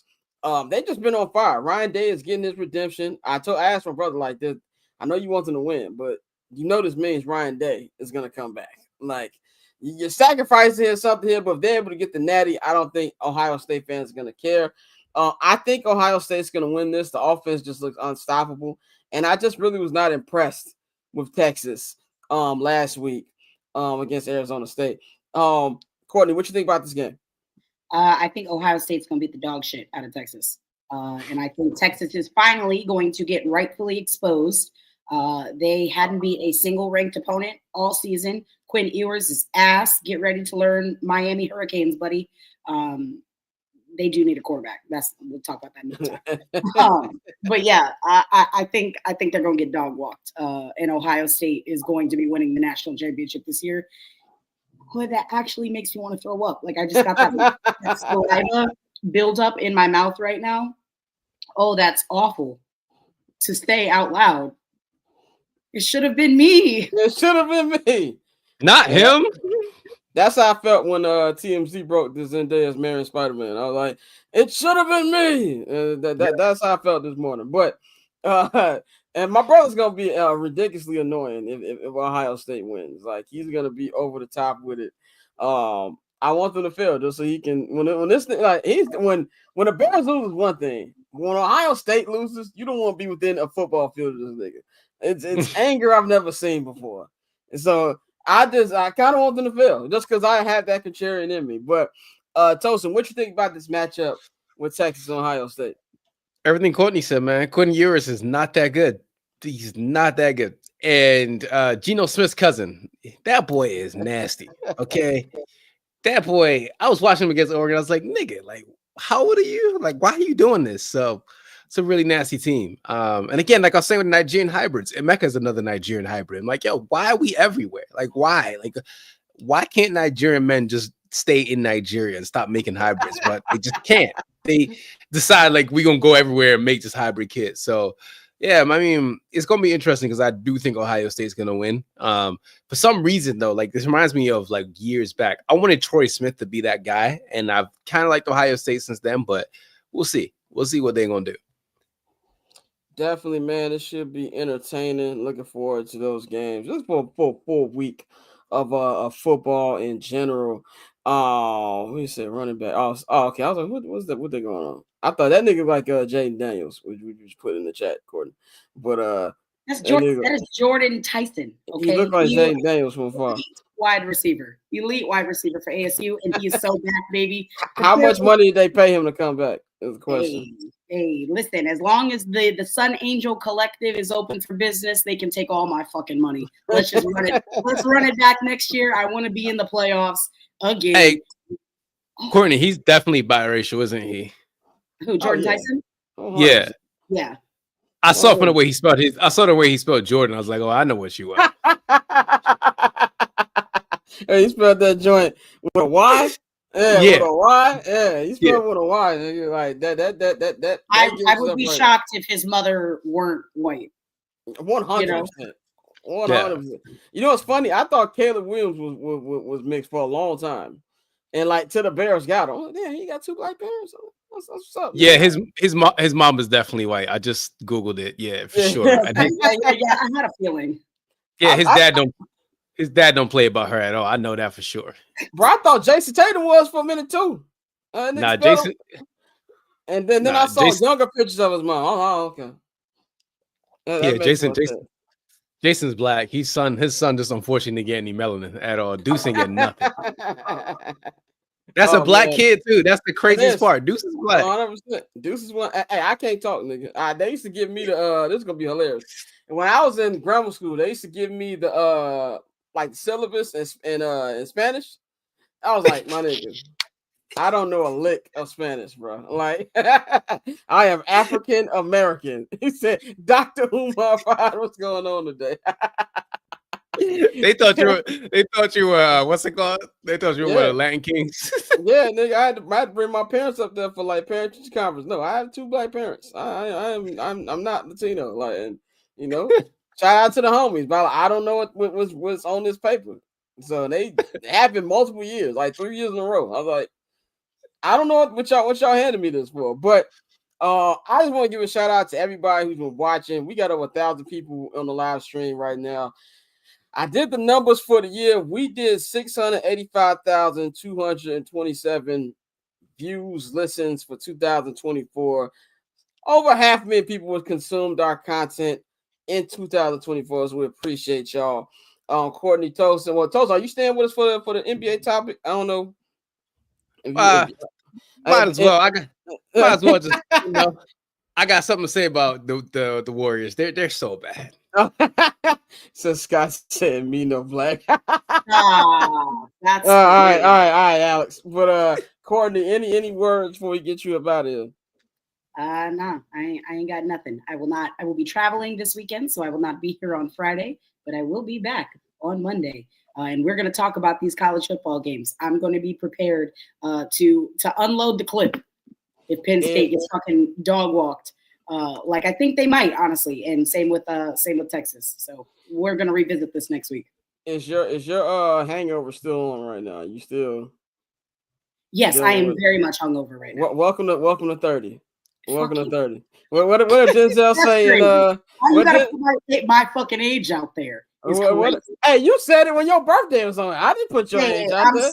You said it on the show. What did Denzel say? Remember the Titans? Not fun anymore, is it? No, it's not fun anymore. Not even a little bit. No, it is 6:35 p.m. We are literally almost in the next day. Yeah. And I'm still hurting. So stay away from the rumplings, kids. them joints are not fun when you hit your 30s. But Courtney, we will holler at you next Monday. Sounds good, man. Peace, y'all. All right, we're gonna wait for Pat Vito to come up on here. We're gonna talk a little bit of NBA basketball. Unfortunately, I had to start watching this week, as we know, towards the end of the season, where it's football's winding down. For the first time on Christmas, I didn't watch a lick of basketball. When everybody left my house, I started watching movies, and then I went to sleep. And Steph and LeBron going at it. How many times have I seen them go at it? This is not new. Yeah. Nothing about this new. You think I'm gonna stay up and watch Nuggets Thunder? I think not. It's not gonna happen. I'll say this much. What I've seen in the NBA this year, Wemby's a freaking freak of nature. Yes. That does not make, that's a creature. That don't make no sense. You shouldn't be getting that many dunks and threes at the same time. Like that's not normal. That shit is not normal. Is not a normal human being, man. And right now we are bringing Pat Vito in for our first edition of Weekend in the Association for 2025. Can't believe this is actually 2025. We are living in the years that you would simulate on NBA 2K and on Madden. Pat Vito, how you feeling? I'm good, bro. I can't complain, man. How you? Doing pretty good. Took my phone off D&D for the first time in 2 weeks today. Respect. You know what I'm saying? I put on big boy pants today. Respect. Just lay around in sweats like the last 2 weeks. And we're getting to work. I actually watched NBA basketball this weekend. We're getting slowly back. We almost there. Almost there. We're a month from now. Month and a half of me talking like I've been watching the whole season, which I like to do. But let's just get into the first topic I got on here. I want to talk about the Oklahoma City Thunder, man. Shai Gilgeous-Alexander. The Thunder, they've picked off right where they left off last year. Last year, they were number 1 seed. A lot of people say Shai should have been MVP last year. Obviously, that went to Nikola Jokic, but right now they are number 1 in the West again. 30-5 on a 15-game winning streak. They just beat the Boston Celtics, the world champions, last night, and they have a big game on ESPN on Wednesday against the Cleveland Cavaliers, who are number 1 in the NBA at 31-4. Pat, man, we know how you talked about them, and they're doing this without Alex Caruso, doing this without Chet Holmgren, dealing with a lot of injuries. Is this finally OKC's time? They're probably the team that I probably trust the most when I look at the Western Conference. I think that the only real weakness you could say that they quote unquote have is their age. But at the same time, for the Thunder, this is probably the time to do it, because you're gonna have to start paying some of these guys. And with the second apron, obviously you're in Oklahoma City. You saw what happened with the James Harden thing way back when. Like, Chet's gonna get a max, Jalen Wynn's gonna get a max, Shai's gonna get the super max. So yeah, I mean, I think that they have a very well balanced team. I thought really the only thing that they were missing was last year was one more big, because in that Dallas series, Chet just got assaulted on the glass by Lively and Gafford, and you see what Hartenstein is bringing to this team. And Shai Gilgeous-Alexander. Last year, I was not on the Shai as a superstar train. I wasn't there yet. This year, I am fully there. He plays on both ends of the court. He been having people on skates all season. Now, maybe I wasn't paying good enough attention, but I don't know when he got this many moves and started putting people on skates the way he been this season. So shout out to Chet. Jalen Wynn is probably gonna be Shai. Shout out Chet. Jalen Wynn is probably gonna be a all-star this season. So yeah, if I to answer your question, they're the team personally that I trust the most when I look at the Western Conference currently. Tosin, what you think about the Thunder, man? What stands out to them for you? First of all, Shai dresses like he's on Blade. He dresses like the Pied Piper R&B. That's what he dresses like. He does. just like he's making TP2. But the boy nice. Like Pappy said, like he is truly a superstar. He's one of them ones. And like it's insane to see, like he's progressively gotten better each year has been in the league. But this year has just been like, yo, I am here. And y'all gonna notice this. And he's doing it week in, week out. And it's just I'm shocked. It's like how, this team is I think it's their time. I really do think it's their time. But again, Jokic is still there. But listen, we got to give Shai and his team some flowers, because they're doing it. And he's nice. He's truly like he's nice as hell. And with Shea, if I could just add one thing, and with Shea, I think if he had one weakness in his game, it was probably his 3-point shot. But this year, he's up in the threes, and I think he's making about 35% of them, which is adding a whole different element to his game. Because obviously his mid range was great, but if he gonna have that and also have the 3 ball, then there's really no weaknesses in his game, and I think that's also why he's having a season that he's been having so far. I think it's his MVP to lose. We said we said beginning of the season Luka, but Luka been hurt too much this year. And the Mavericks are a good team, but I'm starting to think the Mavericks just ain't a regular season team. Like that's what I'm starting to think, that their team, that if they get top 4, make the playoffs, they got a chance. But what I love about what I'm seeing for OKC is I really feel losing to the Mavericks is going to help them out. We always say you got to lose before you win, especially in the NBA. You can get away with that in the NFL, get away with that in baseball, but in NBA, you really truly have to lose before you win. And I think last year's loss to the Mavericks is going to help them because now they've got the experience under their belt. They know what it takes to win playoff games. They know how to prepare for these things. And I really feel once they get healthy with Chet Holmgren, but especially my man AC, Alex Caruso, is going to be so important for them come playoff time.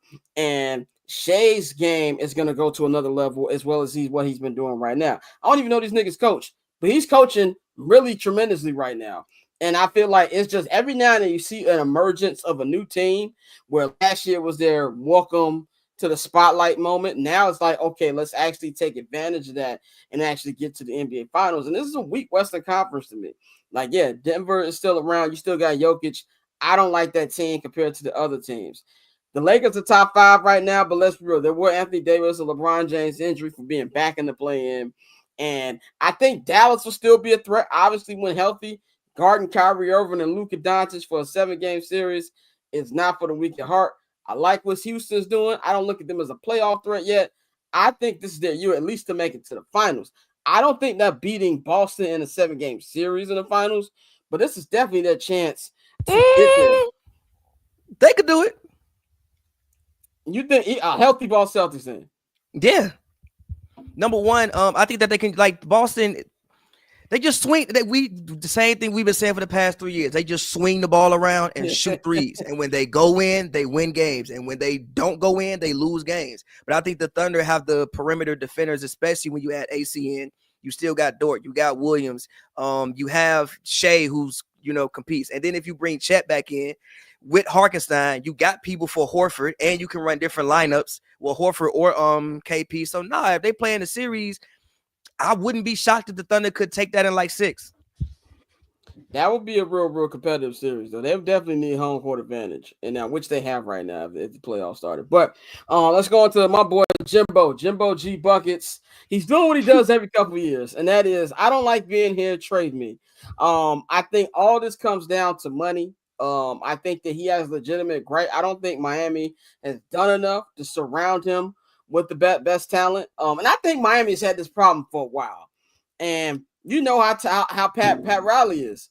He don't like niggas talking to him. He's like, nigga, I was coaching Showtime. I built this franchise. Every championship that has been won in this franchise because of me. I got rid of Dwayne Wade. What you think I'll do to you? Now, they've also come out and said they have no plans of trading Jimmy Butler. Jimmy Butler says that he doesn't see a way this can be fixed. Pat, what's your opinion on this? Do you think this is a Jimmy issue or a Miami Heat issue? Pat Riley is definitely at the point where like he's probably senile. I mean, if you look at some of the Pat Riley moves over when he gave Whiteside that max, what other bad deals? Oh, when he gave Tyler Johnson that $50 million when Tyler Johnson himself said he couldn't believe what was going on. So he's definitely done some questionable things, but I just think it's a period of like, look, over the past 5 years, the Heat have had great success, yo. Granted, they didn't win a championship, but they've been to, conference finals. They've been to the NBA finals twice. And I think it's kind of just at the end of his run. Like Jimmy Butler's 35 years old at this point? He like 34. Yeah, like he's like for real. How many good Jimmy Butler years do you actually think he genuinely has left? Like, I know LeBron is doing what he's doing at 40 years old, but I think Bron and some of the other athletes, KD and Steph, have people fooled about how long your primes can genuinely last. So, I mean, granted, it's playing out in a way that sucks, but I feel Jimmy should want, a long-term contract. This the last big contract that Jimmy gonna get. After this, Jimmy not getting no more money. But I think the prospect of trading Jimmy becomes difficult because, like, where, right? Like, okay, you look at the teams that you would think, okay, you say Houston. Houston has the assets Houston would probably be the best destination for Miami to actually get some assets back. They have picks. They also have young players that you could take. But if I'm the Rockets, do I really want to attempt to accelerate my timeline when like do you think Jimmy on the Rockets puts them over the hump this season or even that's next the problem. I don't know where he fits in. I don't know where you go. Like, okay, you could go to Brooklyn, but like Brooklyn gonna be the same situation that you had in Miami. That's probably worse. You could go to Golden State. You're gonna have to give up too much to get him. You're gonna have to give up Kuminga and Wiggins and a whole bunch of other people to get him. So I don't really know where Jimmy Butler goes. And this is the thing where Miami could just call his bluff, like sit him there for the rest of the season. He has a player option. Either he opts in, whatever, or he just declines it, and you just get the cap room. But the problem with the Jimmy thing is I don't really know at this point in time where it makes sense for Jimmy to go and where it makes sense for the Heat to trade him. Tosin, what you think about the Jimmy situation? Everybody's fucked. The Heat, Jimmy, because like Pat was saying, his contract is heavy. I was literally looking at it like he's making $48 million this year. That's 34.71% of the cap space, and that is insane. Because like, where do you trade him to? Like, I was reading something about like he should go to the Timberwolves, but for what? Like, right. How's him? Yeah, that's what I'm saying. It's like those saying trade. It's like him and Ant would literally not get along. They didn't have no picks. They traded them all for Rudy. Yeah. So it's just like there's no place for him to go. It's like you better just keep pouring coffee, my boy, because there's nowhere for you to go. 100%. Like, and I don't even think like as bad as Golden State's playing. Him and Draymond in the same locker room. They can't fighting. Fuck locker room on the court. First of all, Pavy, before they even get to the court, they jumping somebody, either each other or somebody. They're not gonna make it to the court. Jimmy and Dre. One of them's gonna kill each other because they are just the same person. They have mental issues. So it's just like, even if the Warriors got him, it's not gonna make sense on the court. It's not gonna make sense off the court. So it's just like, Jimmy, you just go enjoy South Beach, bro. Like, you're just gonna work out, enjoy Miami because you're not going anywhere. You're stuck. Be rich and be in South Beach. Like, that's not so bad, bro. I don't want to see him in Phoenix. I don't know what that does. How he gonna get to Phoenix? Yeah, well, somebody said trade him for Bradley Beal. What, you think I'm about to take that contract? I agree. He just got benched, and you think I'm about to take Bradley Beal contract? No, bro. I would literally rather Jimmy Butler's contract just genuinely runs out before I make that trade. Let your contract run out. Thank you for your services. And move on. Let's move on to one of the Ball brothers. And no, not Lonzo. Even though it's good to see Lonzo playing again. Good to see Lonzo dunking again. Somebody said that nigga got a knee BL, which I thought was very hilarious. We got to talk about his brother, Gelo, who all of a sudden is becoming rapper of the year. Bro, I have played that song an ungodly amount of times. When it first came out, I thought niggas was trolling. And then I went and saw it. It's actually a real song. I played it. I'm like, yo, it's kind of good. You know what? You know what it is? I thought about it. It reminds us of the music we grew up on. Because obviously we all from like, we're late 80s, 90s kids, right? That's like that 01 to like 06 music, right? Yeah. The first time I heard that song when they'll get me a pair of Dada Speedwells. That's literally what I was looking for. It's definitely Denali music. 100% Denali music. You're like and Nietzsche Jersey music is what that is. But it's an organic hit. Pat, I saw you tweet that yesterday. If you'd have told niggas 3 years ago, yo, Lil Baby gonna drop an album, it's gonna get overshadowed by Leandro Ball. They're like, what planet are you on? And then Lonzo played a snippet. He got Mo Snit on the way. On Montez Buzella's Instagram. Him, Io, and Zoe going crazy. He got Mo Heat on the way. And Lonzo wrote the lyrics. If you look at the credits, Lonzo wrote the bar, and he put today, I only need credit. I don't need no credit for anything or something like that. But fine. Lonzo wrote the bars. But Pat, what you think about the song? It's spreading. The Lions played in their locker room yesterday after they won the NFC North. Dan Campbell broke the huddle. Somebody's like, play that Gelo. Like, what'd you think about like this going on for him? I mean, honestly, Well, number one, shout out Gelo.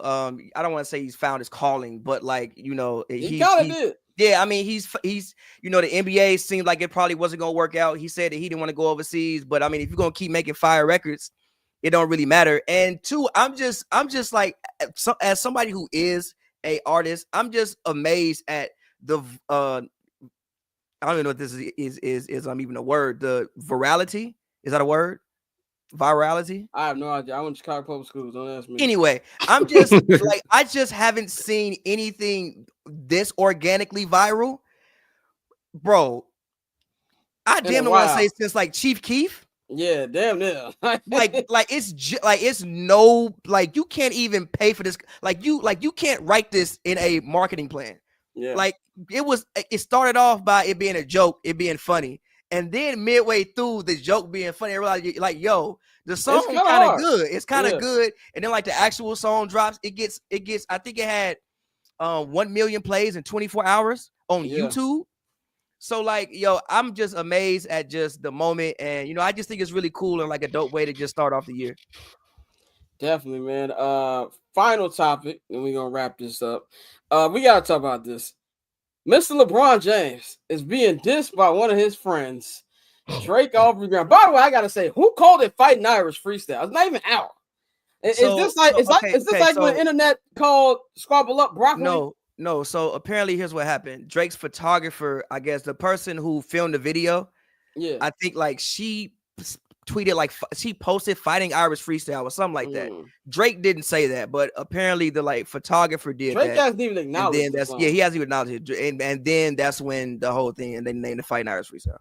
Yeah, because I saw it on Elliot Wilson's IG like Friday, and I saw on Conductor's YouTube, which quickly got taken down. Did Lucian make a call like, nah, nigga, I'm getting sued. Take that down. I don't know what happened with that, but it's not actually out.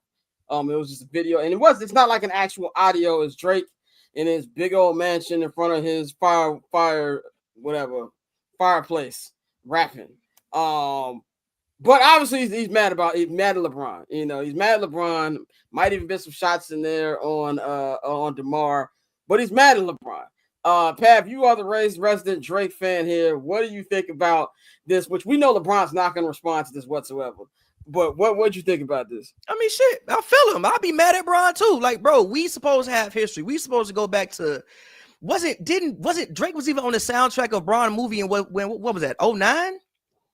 So they've been cool for yeah. So they've been cool for a minute. Like, first of all, if two of my homies, now granted, if two of my homies is getting into a squabble where they got beef, but like I'm cool with both of them. You know what I'm saying? I'm supposed to stay out of it. Even if I like enjoy what's going on, I'm still supposed to stay out of it and be like, you know what, I'm neutral. That ain't really what Bron did. So I can understand why Drake would have some animosity towards Bron. I thought the pray we never have to tarnish your legacy line was very sassy. It was funny. Yeah, I didn't like that. It was funny. It was funny. It was funny, but I did think that it was very sassy, but that's Drake. But I'm more so just, even when I heard, just real quick, even when I heard it, I'm just happy that this is what I wanted from Drake post battle. You just can't go up there and go back to singing and making songs and acting like this shit didn't happen. No, you must go in there and say something, explain yourself. Like I even like when he was talking about the weekend thing, when they like shot at his crib, he was talking about that. Or even like the last 30 seconds when he went to like the religion bars. But all in all, I understand why he would feel the way about LeBron seeming like he's siding with Kendrick Lamar, especially if we've been cool for like the last decade. I mean, there's a couple things with it for me. One, I get the DeMar thing. I get DeMar way. I don't get the LeBron thing. Like I don't have a problem with him. Yes, you do, G. I don't get it. Like LeBron's been cool with Kendrick just as long. But G, if I guess why I say if you got two mans that's in a squabble, they got beef, right, but you cool with both of them. I probably wouldn't go to the concert, but I also heard the rumor that Savannah wanted to go to the concert, and she was like, "You coming with me?" So what you gonna do then, nigga? But also but LeBron still dances to the song. I saw a video like a week ago where I think they playing the Warriors and nigga was dancing not like us. But this is my thing. Where I get the DeMar thing, The LeBron, I think Drake, and I don't know Drake. I could be wrong. I just want to preface it. I don't know these niggas. From what I get from this is, I think Drake thinks he's cooler with niggas than they really are. Because it's a pattern that we see with a lot of people. I don't know. Maybe Drake didn't have a lot of friends growing up. I have no idea. But it feels like he's learning the difference between industry friends and actual friends. DeMar, I get. Nigga, when you were depressed, you came to my house. How dare you? Ship your ass in San Antonio. How dare my you? crib and you want to be in a fucking video? You were crying in a Jack in the Box parking lot and then came to my house. How dare you? And I get that. The LeBron thing, I have no problem with people's like, let it go. I hope he shoots at Kendrick forever. That's just how rappers are. Jay didn't get over Nas. I hate people talking on the Jay acoustic Blueprint album. It's not like you crying on people talking. Blueprint 2 is like a year and a half. So I don't have a problem with him still addressing it. I just don't want him talking about niggas who can't rap. Like that's why I didn't agree with the Snoop thing you were saying. Snoop's a rapper. Like, Snoop's a rapper, Is Snoop bro. really a rapper in 2025? Yes. He just dropped an album 2 weeks ago. Who wrote them lyrics? Do you honestly think Snoop wrote a single lyric on there? I actually do. I actually believe Snoop wrote a lyric. I actually believe Snoop Drake wrote a lyric. That would probably I think Snoop wrote Drake lyrics. That would probably explain a lot about that album, but I'll tell you the reason that album is not for us. And I'll explain more on Summer Session. That album's not for us. But that to me was the only issue I had. I thought the beat was phenomenal. I couldn't really give it a grade because I didn't actually hear the actual song. It hasn't been actually put out to the world. But I'm just kind of like, I just feel like I just want him to let that aspect go of it. And I really feel like he's having a hard time with this. And it's like, I need you to move on, brother. Like, as far as I feel like he's mad at the fans. Like, how dare you niggas? Like how dare y'all root? Like, and it's just like, you still hear it in his voice. He's really upset. Even the video, he looked at the camera like, you want to cry. So that's just the only issue I have with it. Like, if he gets back to just rapping, doing his thing, whatever, fine. Stop bringing up the beef. Like, is it a coincidence that he's going to be out of the country doing the Super Bowl? No, I don't care what y'all say. He don't want to be in America when the Super Bowl is going on. Probably not. But I'd have handled that beef a whole lot different than Drake would have handled it. But Tosin, what you think about this as we wrap up Drake and LeBron? He has a tattoo of LeBron on him. Baby mama raps. Yo, and even when he was on the shop and he was like complaining to LeBron, I was like, yo, I'll never forget that. It's like, yo, what are you doing, man? But listen, at the end of the day, Drake makes good music, but he's acting like a little square right now. So yeah. And also, Orlando said he's again in the booth. I just remember when LL Cool J shot at Mike Tyson. So that just took me back. That nigga LL Cool J said, I don't know, B. He can't come back from this B. Talking about Drake. Like, and by the way, Drake's not done, but I think it's kind of like, I just kind of compare it to LeBron. Like, LeBron's still hooping, but he's not that nigga anymore. I think that nigga days for Drake are done. He'll do his record, he'll sell his records. Niggas love Drake, but I think, especially if he can't get past this, I think it's gonna be an issue. But we'll see. The year just started. There's a lot more things for him to do, man. But Pav, anything you want to say if we get you about? I know you got some music dropping in a couple weeks. Yeah. I got a record called All the Things Your Man Won't Do coming out in a few weeks, so look out for that. Getting back to the music, so I'm excited to drop it. Been working very hard on it. I personally think it's probably the best artistic work I've done. So yeah, man, I'm excited to get that to you guys. Definitely. Tosin, anything you want to say if we get up out of here? Nah, man, just happy New Year to everybody once again. Get to all your goals, and that's all I got. Definitely, man. Shout out to everybody who watched. 1,200 people watched the stream today. Like I said, did the year top totals. We had over 650,000 people watch. I'm not going to hold you content in the year 2024, so we appreciate that. Let's keep that going for 2025. We'll be back on Friday. We're going to preview Super Wildcard Weekend this week. A lot of things going on. Talk about some of this coaching search going on. Starting to move on real fast for the Bears and other teams. So, of course, you ought to follow me on all social media platforms at Barbchair Scott. You can follow Pav at Pavy World. Tosin, what's your at? Let them know they can follow you at. Just follow the Shirtless Plantain Show. We're everywhere: TikTok, IG, Twitter, Blue Sky, all of that. So Shirley's Plantain Show. Get in tune with them. Subscribe to the Patreon. Patreon.com/Barbershop Network. Summer sessions will be hilarious this week. We're going to be talking about that Fox Sports thing. I will not be talking about that outside of a paywall. So we're going to be talking about that.